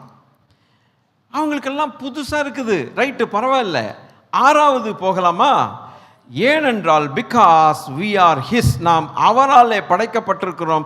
we should not reckon that he is made of silver or gold அப்படிங்கிறான். நாம் அவராலே படைக்கப்பட்டபடினாலே அவரை தங்கத்துக்கும் வெள்ளிக்கும் விக்கிரகங்களுக்கும் சொரூபங்களுக்கும் ஒப்பிடக்கூடாதுன்னா. அடி செம்மையா வாங்க போறான் இப்ப இதை பேசுனதுனால. இப்ப இந்த வார்த்தையை சொன்னா சாத்துன்னு சாத்த போறானுங்க. ஏன்னா விக்கிரகங்களால் நிறைஞ்சிருக்கிற பட்டணத்தில் போய் சொரூபங்களுக்கும் அவர் கூடாதுன்னு சொல்லி டைரக்டா சொல்றான். யா ஹல்லேலூயா. தெய்வமே, இவன்ட்ட இருக்கிற தைரியம் என்னென்ன, கொஞ்சம் 10% 1% கூட ஏன்ட்ட இல்லையேன்ட்டு. அப்பா சரி போயிட்டோம். ஏழாவதாக சொல்லுகிறான், we must live lives of repentance அப்படிங்கிறான். ஹல்லேலூயா. மனம் திரும்புதலின் வாழ்க்கை நாம் வாழ வேண்டும் அப்படிங்கிறான். எட்டாவதாக அவன் பேசுகிற வார்த்தைக்கு, இந்த வார்த்தைக்கும் கொஞ்சம் கல்லறி கிடைக்கும். there shall be a judgment என்று சொல்லிட்டான். there shall be a judgmentனா நியாய தீர்ப்பு கட்டாயம் வருகிறதுன்னா. ஒன்பதாவதாக சொல்லுகிறான், என்ன தெரியுமா? part of the judgment will be the resurrection which lives in Christ Jesus அப்படின்னா. அந்த நியாய தீர்ப்பின் ஜட்ஜ்மெண்ட்டுடைய விளைவு நீ எப்போ பார்ப்பேன்னா, ஜீவனுக்கு போகிறவர்கள் எழுந்திருப்பார்கள், அழிவுக்கு போகிறவர்களும் எழுந்திருப்பார்கள். அந்த நியாய தீர்ப்புடைய அறிகுறி அங்க தெரியும் அப்படின்னா. ஐயா, அவன் என்ன தெரியுமா சொல்றான்? நான் நியாய தீர்ப்புன்னு சொன்னேனே, அந்த நியாய தீர்ப்புடைய விளைவை உயிர்த்தெழுதல்ல பார்க்கலாம்னா. இவன் மண்டையே எங்க எது மேல இருக்குது? அவன் என்ன யோசிக்கிறானோ அதை பேசிட்டே போறான், விட்டமாட்டான். எங்கேயாவது இயேசு உனக்கு பொருள் தருவார், உலகத்தின் காரியத்தை தருவார், நகை தருவார், தருவார், செழிப்பு உண்டாகும், செழித்த வாழ்க்கை, வீடு, ஆசீர்வதிக்கப்படும் குழந்தைகள், குட்டிகள், எங்கேயாவது சொன்னானா? எடுத்தோன்னே 9 பாயிண்ட் எப்படி சொல்றான் பாருங்க. எங்க கொண்டு போய் முடிச்சான்? இதை சொல்றதுக்காக நேத்து பூரா போராடிட்டு இருந்தேன். என் ஆண்டவர் இந்த அதிகாரத்தை காட்டின இவன் புத்தியை பாடுறாங்க அப்படின்னு. நான் ஏன் இவன் சொன்ன வார்த்தையெல்லாம் ஏன் பைபிளாக நான் கொண்டு வந்தேங்கிறதுக்கு காரணம் இதுதான். எங்க கொண்டு போய் முடிச்சான் பார்த்தீங்களா? அவ்வளவும் சொல்லிட்டான், சொல்ல வேண்டியதெல்லாம். தேவன் ஒருவரே, நாம் அவருடைய பிள்ளைகள், அவரை சொரூபங்களுக்கு நேராக கொண்டு போகக்கூடாது. அவரை அப்புறம் நாம் ஒரு மனம் திரும்புதலின் வாழ்க்கை வாழ வேண்டும். நியாய தீர்ப்புன்னு ஒன்று வருது, அதுக்கு அடையாளம். சிலர் ஜீவனுக்கு புறப்படுவார்கள், சிலர் அழிவுக்கு புறப்படுவார்கள். கரெக்டா நீட்டா சொல்லிட்டான். இதுல என்ன ஆச்சு தெரியுமா? இந்த கிரேக்கர்கள்ல ஒரு கும்பல் அவரை ஏற்றுக்கொள்ளல. இவன் சொல்றது நூதனமான காரியமாக இருக்கிறதுன்னு நினைச்சிட்டான். டேய் நல்ல புது புது விஷயங்கள்லாம் கற்றுக்கொள்ளணும் அப்படிங்கிற அவங்களுடைய எண்ணம். எவனாவது ஒரு கொள்கையை பேசினான்னு வச்சுங்களேன், புதுசா தெரியுதுன்னா மேடைக்கு கூப்பிட்டுருவாங்க, கொஞ்சம் மேடையில் கூப்பிட்டு எங்களோட பேசுங்க அப்படிமா. அப்போ கிரேக்கர்கள் என்ன பார்த்து, இப்போ நிறைய பேர் சிரிச்சானுங்க. இந்த மாக்டுன்னு போட்டிருக்குது. விசுவாசிக்காத கிரேக்கர்கள் அவ்வளோ சிரிச்சான். சரி, சிரிச்சிட்டு போ. இவன் அதுக்கு கண்டுக்கவே மாட்டான். யாரையா அவர் பவுல் கண்டுக்கவே மாட்டார். இதெல்லாம் சிரிச்சிட்டு போப்பா, எனக்கு பிரசங்கம் பண்ண வேண்டியது பண்ணிட்டேன் போமார். அதை விட்டுட்டு ஒரு கும்பல் என்ன பண்ணிட்டாங்கன்னா, ஐயா நீங்கள் கொஞ்சம் புதுசாக பேசுகிறீங்க, அது எங்களுக்கு தெரியல, கொஞ்சம் சொல்கிறீங்களா வாங்க அப்படின்னு அவனுக்கு மாலை போட்டு கூப்பிட்டு போயிட்டானுங்க. கூப்பிட்டு போனேன், அவனுக்கு சான்ஸு கிடைக்குமா லட்டு மாதிரி. நான் இதுக்கு தாண்டா இவ்வளோ நாளாக தெரு வீதிகளில் உட்காந்துட்டு வம்பு இழுத்துக்கிட்டு எல்லாத்தையும் பேசிகிட்டு இருந்தேன், வாயாடிங்கிற பேரையும் வாங்கிவிட்டேன், கூப்பிட்றியா நம்பர் 1 வாயாடி வருகிறேன். போயிட்டான். போனோன்னு அடித்தான் பாருங்க. எதை குறித்து பேசினானாம்? கிறிஸ்துவின் பாடுகளையும் உயிர்த்தெழுதலையும். அங்கேயும் விட்டானா ஒரே பிரசங்கம் விடலை. பார்த்தானுவ, இது என்னமோ புதுசாக சொல்கிறான், நமக்கெல்லாம் ஒத்துக்கிற மாதிரி இல்லைன்ட்டு, சரி பார்த்துக்கலாம் அப்படின்ட்டு அவனை அனுப்பிவிட்டான். அவன் ஒரு சிலர் ஏற்றுக்கொண்டாங்க, ஒரு சிலர் ஏற்றுக்கொள்ளாங்க. மெஜாரிட்டி நக்கல் அடிச்சுட்டு போயிட்டாங்க. ஏதோ புதுசாக சொல்கிறான் போல இருக்கான் சொல்லிட்டு, ஏதோ தனக்கு தெரிஞ்சதை சொல்லிட்டு போயிட்டான், போட்டு விடு ஆளை விடு அப்புறம்ட்டு அப்படியே ஓடிட்டானுங்க. அதை பற்றி பவுல் கவலையே படாமல் அவன் பிரசங்கத்தை வேறொரு இடத்துக்கு போயிடுச்சு. ஏன் இதெல்லாம் நான் உங்களுக்கு சொன்னேன், ஏன் இதெல்லாம் சொன்னேன் அப்படின்னா, இவனுடைய லக்கு அந்த கோலில் 5வது கோல் எப்படி ஆகலாம், மரித்தோரிலிருந்து உயிரோடு எழுந்திருப்பதுக்கு நான் தகுதியாகணும். இந்த தகுதியாகணுங்கிற வார்த்தையை ஏசையா வாயில வந்தது. அவர்களுக்கு பேர் வந்து, நீங்க வாசிங்க 36 வருஷம், அவர்கள் இனி மரிக்கவும் மாட்டார்கள், அவர்கள் உயிர்த்தெழுதலின் பிள்ளைகள் ஆனபடினால். இந்த வார்த்தை எப்படி இருக்கு? இந்த வார்த்தை எப்படி இருக்குது? அப்ப அவங்களுக்கு ஒரு வார்த்தையை, ஒரு பேரை ஆண்டவரே சூட்டுறாரு. இவங்களுக்கு பேர் என்னன்னு கேட்டா, கிறிஸ்தவங்கல்ல, அல்லேலூயா கூட்டம் இல்ல, பைத்தியக்காரங்க கிடையாது, இவர்கள் உயிர்த்தெழுதலின் பிள்ளைகள். சொன்னது யார்? அப்ப அது பொய்யாகாது. அப்பன்னா உயிர்த்தெழுதலுக்கு ரெடியானவர்கள். உயிர்த்தெழுதலை நம்பணும். அந்த மகிமையான உயிர்த்தெழுதலுக்காக ஆசையாய் காத்திருந்து தயாராகிற பிள்ளைகள்னு இயேசு சொன்னார். அப்படின்னா அந்த கூட்டத்தில் கர்த்தர் நம்மை கொண்டு வந்து சேர்த்தாரே. அல்லேலூயா. ஏசையா, உங்களுக்கு ஏதாவது பிரயோஜனமாக இருந்ததா? 5வது கோல் பின்னிட்டார்ல, நான் இல்லை, பவுல். சப்போர்ட்டு யாருக்கு எங்கேருந்து கிடைச்சது? இயேசு கிறிஸ்துவிட்டேருந்து சப்போர்ட்டு. அவங்க மகிமையில் உயிர்த்தெழுதல் அடைவார்கள்னு ஒரு சப்போர்ட்டு, அடுத்து 36 இன்னொரு சப்போர்ட். என்ன அந்த வார்த்தையை சொல்றதுக்கு அவர் எவ்வளவு குதிக்கிறார் தெரியுமா ஏசையா? ஐயோ குதிக்கணுமே, கொஞ்சமாவது குதிங்க ஐயா. இந்த மாதிரி மக்கள் மேலே என் கண்ணு அப்படியே வச்சிருக்கிறேன். இவங்க யாருன்னு கேட்டால் உயிர்த்தெழுதலின் பிள்ளைகள். அவங்க எப்படியும் தங்களை ஆயத்தப்படுத்தி கொண்டுருவாங்க. நான் ஆயத்தப்படுத்துவேன் அவங்கள. ஏன்னா என்னை அவங்க விரும்புகிறாங்க, என்னுடைய தாசர்களை விரும்புகிறாங்க. ஒரு பவுலை உதாரணமாக வச்சு அடிச்சு விட்டேன், இவனை பின்பற்று, என்கிட்ட வந்துடுவேனே. பா, என்ன ஒரு வேதம். எதிர்த்து ஜெபம் பண்ணலாம். Thank you Lord. இன்றைக்கி எனக்கு அந்த தாட்ஸ்லேயே நான் இருக்கணும்னு விரும்புகிறேன், வேற ஒன்றும் இல்லை. நீங்கள் எந்த வேலைக்கும் போங்க, எங்கே உங்களுக்கு பல இடங்களுக்கு இப்போ போக வேண்டியிருக்கும், இல்லாவிட்டால் நாளையிலேருந்து வேலைகள் இருக்கும், எங்கே வேணால் நம்ம செய்வோம், உலகத்தில் தான் இருக்கிறோம். ஆனால் இந்த 5 கோல்ஸு பவுலுக்கு தான் 5 குறிக்கோள்னு எடுத்துடாதீங்க ஐயா. எஸ் ஐயா, கொஞ்சம் ஆசையோடு சொல்ல விரும்புகிறவர்கள் யாருக்கு அந்த 5 குறிக்கோள்கள்? பவுலுக்கு மாத்திரமா? பின்னால் இருக்கிறவங்க சொல்லுங்க ஐயா, சொல்லுங்க பிள்ளைகளே. அந்த 5 குறிக்கோள்கள் யாருக்கு? எனக்கும் தான். உயிர்த்தெழுதலின் பிள்ளைகள்னு பேர் பெற்ற எல்லாருக்குமே இந்த 5 ஆப்ஜெக்டிவ்ஸ். மெத்தடாலஜி அடுத்த வாரம் பார்க்கலாம்.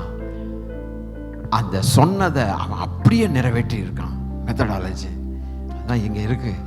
அடுத்த வாரம் கட்டாயம் வாங்க. எப்படி நிறைவேற்றிட்டான்னு ஒத்த காலில் நின்னாங்க. பரலோகம் போகணுமா? வேற வழி இல்லைங்க. ஒத்த காலில் அவருக்காக நிற்கணுங்க. இஷ்டம் இருந்தால் நிற்போங்க, இல்லாவிட்டா அவங்களுடைய வேலைக்கு தக்கதாக பலன் ஆண்டவர் தருவாருங்க. ஆனால் இன்னைக்கு சபையை ஆயத்தப்படுத்துறதுல ஆவியானவர் பயங்கர வேகமாக இருக்கிறார். அதை மாத்திரம் நான் சொல்லுவேன். நமக்கு ஒரு பேர் போடணும்னு ஆசைப்படுகிறார், போட்டுட்டார். உயிர்த்தெழுதலின் பிள்ளைகள். அந்த பேருக்கு ஏற்ற மாதிரி இருப்போமா இல்லையாங்கிறது உங்களுடைய காரியம், என் காரியம். Glory to God. இதை விட ஒரு தெளிவான ஃபைனலாக கட் அண்ட் ரைட் ஒரு செர்மன் வருமாங்கிறது எனக்கு சந்தேகம்தான். Glory to God. எல்லாம் கொஞ்சம் ஜெபம் பண்ணுங்க. எத்தனையோ காரியங்களை கேட்டீங்கல்ல, கூச்சப்படாமல், ஒரு வெக்கப்படாமல் ஆண்டவர்கிட்ட பேச பழகி, தேங்க்யூ லார்ட், வாய்களை திறந்து நல்ல தைரியமாக பேசுங்க. நம்முடைய அப்பா நமக்கு ஒரு பேர் போட்டிருக்கிறார், உயிர்த்தெழுதலின் பிள்ளைகள். உயிர்த்தெழுந்து அது போனாலும் இது போனாலும் அது போனாலும் எது போனாலும் போடான்ட்டு அவன் ஒரே வார்த்தை சொன்னான், நான் கர்த்தருக்குள் மகிழ்ச்சியாக இருப்பேன்ட்டான்.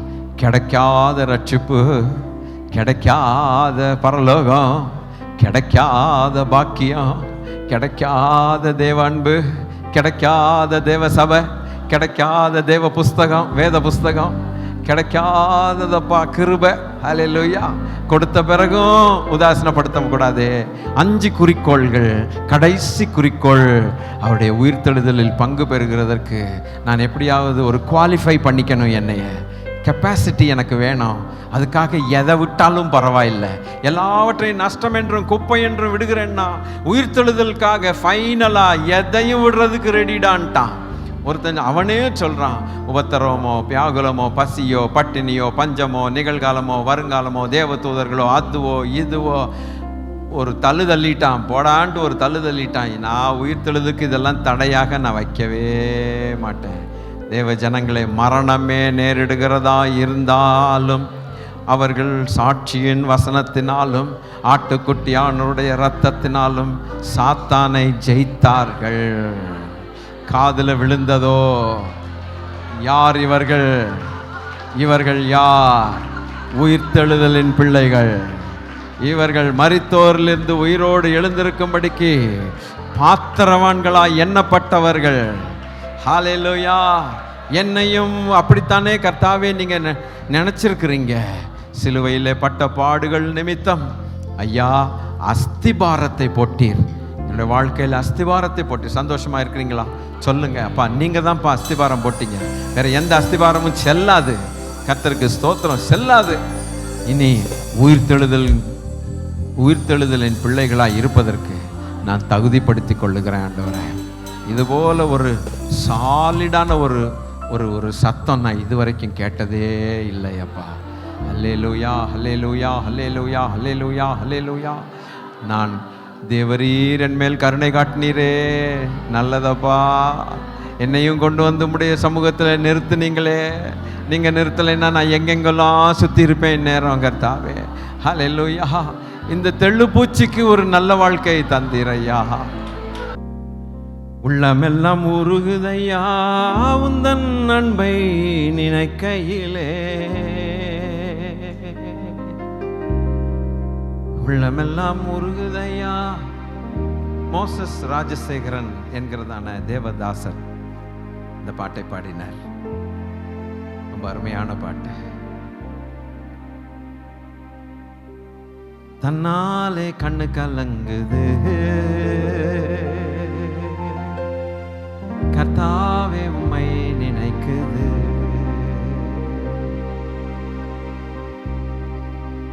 இந்த தெள்ளுப்பூச்சிக்கும் நல்ல வாழ்க்கை தந்தீரே. என்னை நல்லவனாக்கி அலையில் வைத்து கொண்டீரே. இந்த தெள்ளுப்பூச்சிக்கும் நல்ல வாழ்க்கை தந்தீரே. என்னை நல்லவனாக்கி வைத்து கொண்டீரே. உள்ளமெல்லாம் உருகுதையா உந்தன் அன்பை நினைக்கையிலே. உள்ளமெல்லாம் உருகுதையா உந்தன் அன்பை நினைக்கையிலே. தன்னாலே கண்ணு கலங்குது கர்த்தாவே உம்மை நினைக்குது. ஓ, தன்னாலே கண்ணு கலங்குது கர்த்தாவே உம்மை நினைக்குது. இந்த தெள்ளுப்பூச்சிக்கு நல்ல வாழ்க்கை தந்தீரே. என்னை நல்லவனாக்கி அலையில் வைத்து கொண்டீரே. இந்த தெள்ளு பூச்சிக்கும் நல்ல வாழ்க்கை தந்தீரே. என்னை நல்லவனாக்கி அலையில் வைத்து கொண்டீரே. இந்த தெள்ளு பூச்சிக்கும் நல்ல வாழ்க்கை தந்தீரே. என்னை நல்லவனாக்கி அலையில் வைத்து கொண்டீரே.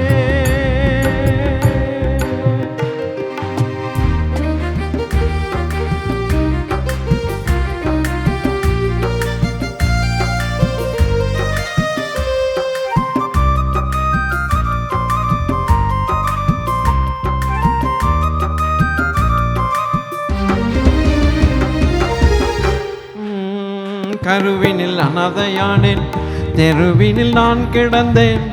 அருகினில் வந்து என்னை அணைத்த அன்பு தெய்வமே.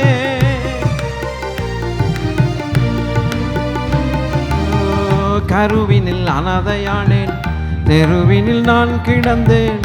அருகினில் வந்து என்னை அணைத்த அன்பின் தெய்வமே. உந்தனின் அன்பை நான் என்னவென்று சொல்லுவேன்.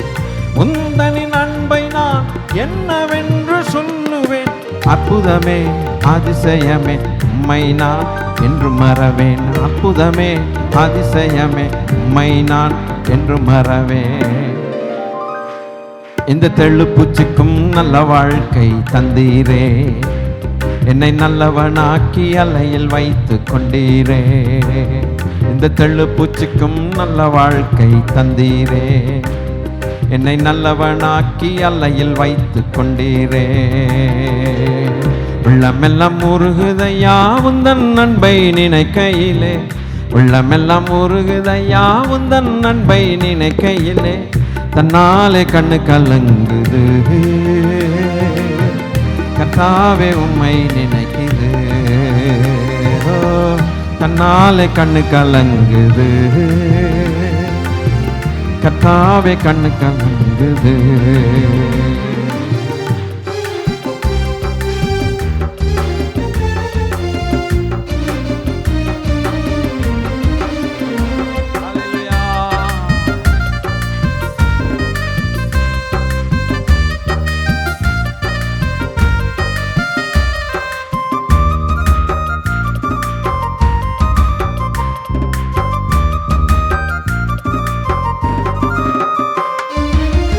தேற்றிட ஒருவரில்லை, ஆற்றிட யாரும் இல்லை. தேற்றிட ஒருவரில்லை, ஆற்றிட யாரும் இல்லை. தூற்றிட பலருண்டு, சேற்றை வீசும் மனிதருண்டு. தூற்றிட பலருண்டு, சேற்றை வீசும் மனிதருண்டு. ஏற்றிடும் என் விளக்கை தேற்றும் எந்தன் தெய்வமே. ஏற்றிடும் என் விளக்கை தேற்றும் எந்தன் தெய்வமே. தற்பரனே பொற்பரனே உம்மை நான் என்றும் துதிப்பேன். தற்பரனே பொற்பரனே உம்மை நான் என்றும் துதிப்பேன். இந்த தெள்ளு பூச்சிக்கும் நல்ல வாழ்க்கை தந்தீரே. என்னை நல்லவனாக்கி அலையில் வைத்து கொண்டீரே. இந்த தெள்ளு பூச்சிக்கும் நல்ல வாழ்க்கை தந்தீரே. என்னை நல்லவனாக்கி அலையில் வைத்து கொண்டீரே. உள்ளமெல்லாம் உருகுதையா உந்தன் அன்பை நினைக்கையிலே. உள்ளமெல்லாம் உருகுதையா உந்தன் அன்பை நினைக்கையிலே. தன்னாலே கண்ணு கலங்குது கர்த்தாவே உம்மை நினைக்குது. தன்னாலே கண்ணு கலங்குது கர்த்தாவே உம்மை நினைக்குது.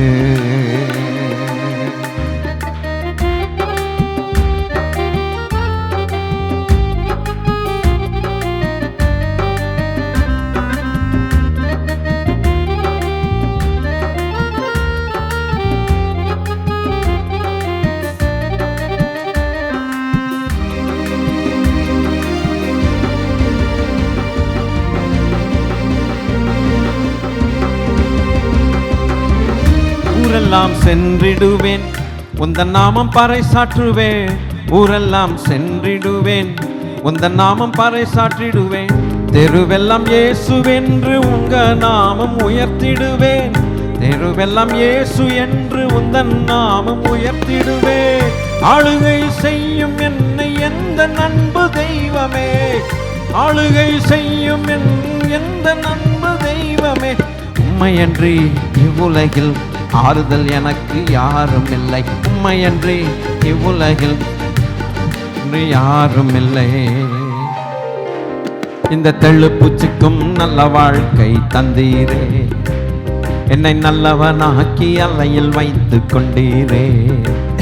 இந்த தெள்ளு பூச்சிக்கும் நல்ல வாழ்க்கை தந்தீரே, என்னை நல்லாக்கி அலையில் வைத்து கொண்டீரே. உள்ளமெல்லாம் உருகுதையா உந்தன் அன்பை நினைக்கையிலே, உந்தெல்லாம் உருகுதையா உந்தன் அன்பை நினைக்கையிலே, தன்னாலே கண்ணு கலங்குது கர்த்தாவே உம்மை நினைக்குது. ஓ தன்னாலே கண்ணு கலங்குது கர்த்தாவே கண்.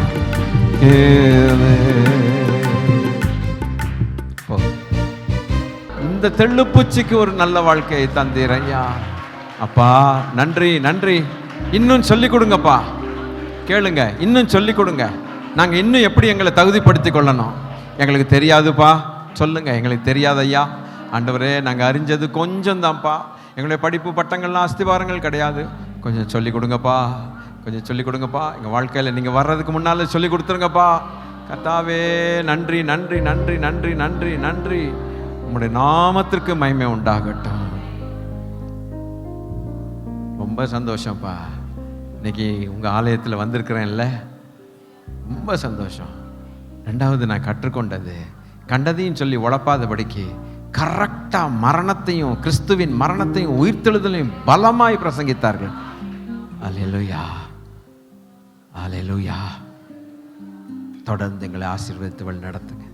எங்கள் ஆண்டவராகிய இயேசு கிறிஸ்துவின் நாமத்தில் கேட்கிறோம் பிதாவே, ஆமென். நம்முடைய கர்த்தராக இருக்கிற இயேசு கிறிஸ்துவனுடைய கிருபையும் பிதாவாகிய தேவனுடைய அன்பும் பரிசுத்த ஆவியானுடைய ஆளுகையும் ஐக்கியமாம் நம் அனைவரோடும் கூட கிறிஸ்து இயேசுவின் வருகை மட்டும் இருப்பதாக. என் ஆத்துமாவே, என் முழு உள்ளமே, என் ஆத்துமாவே அவர் செய்த மறவாதே. ஆமென்.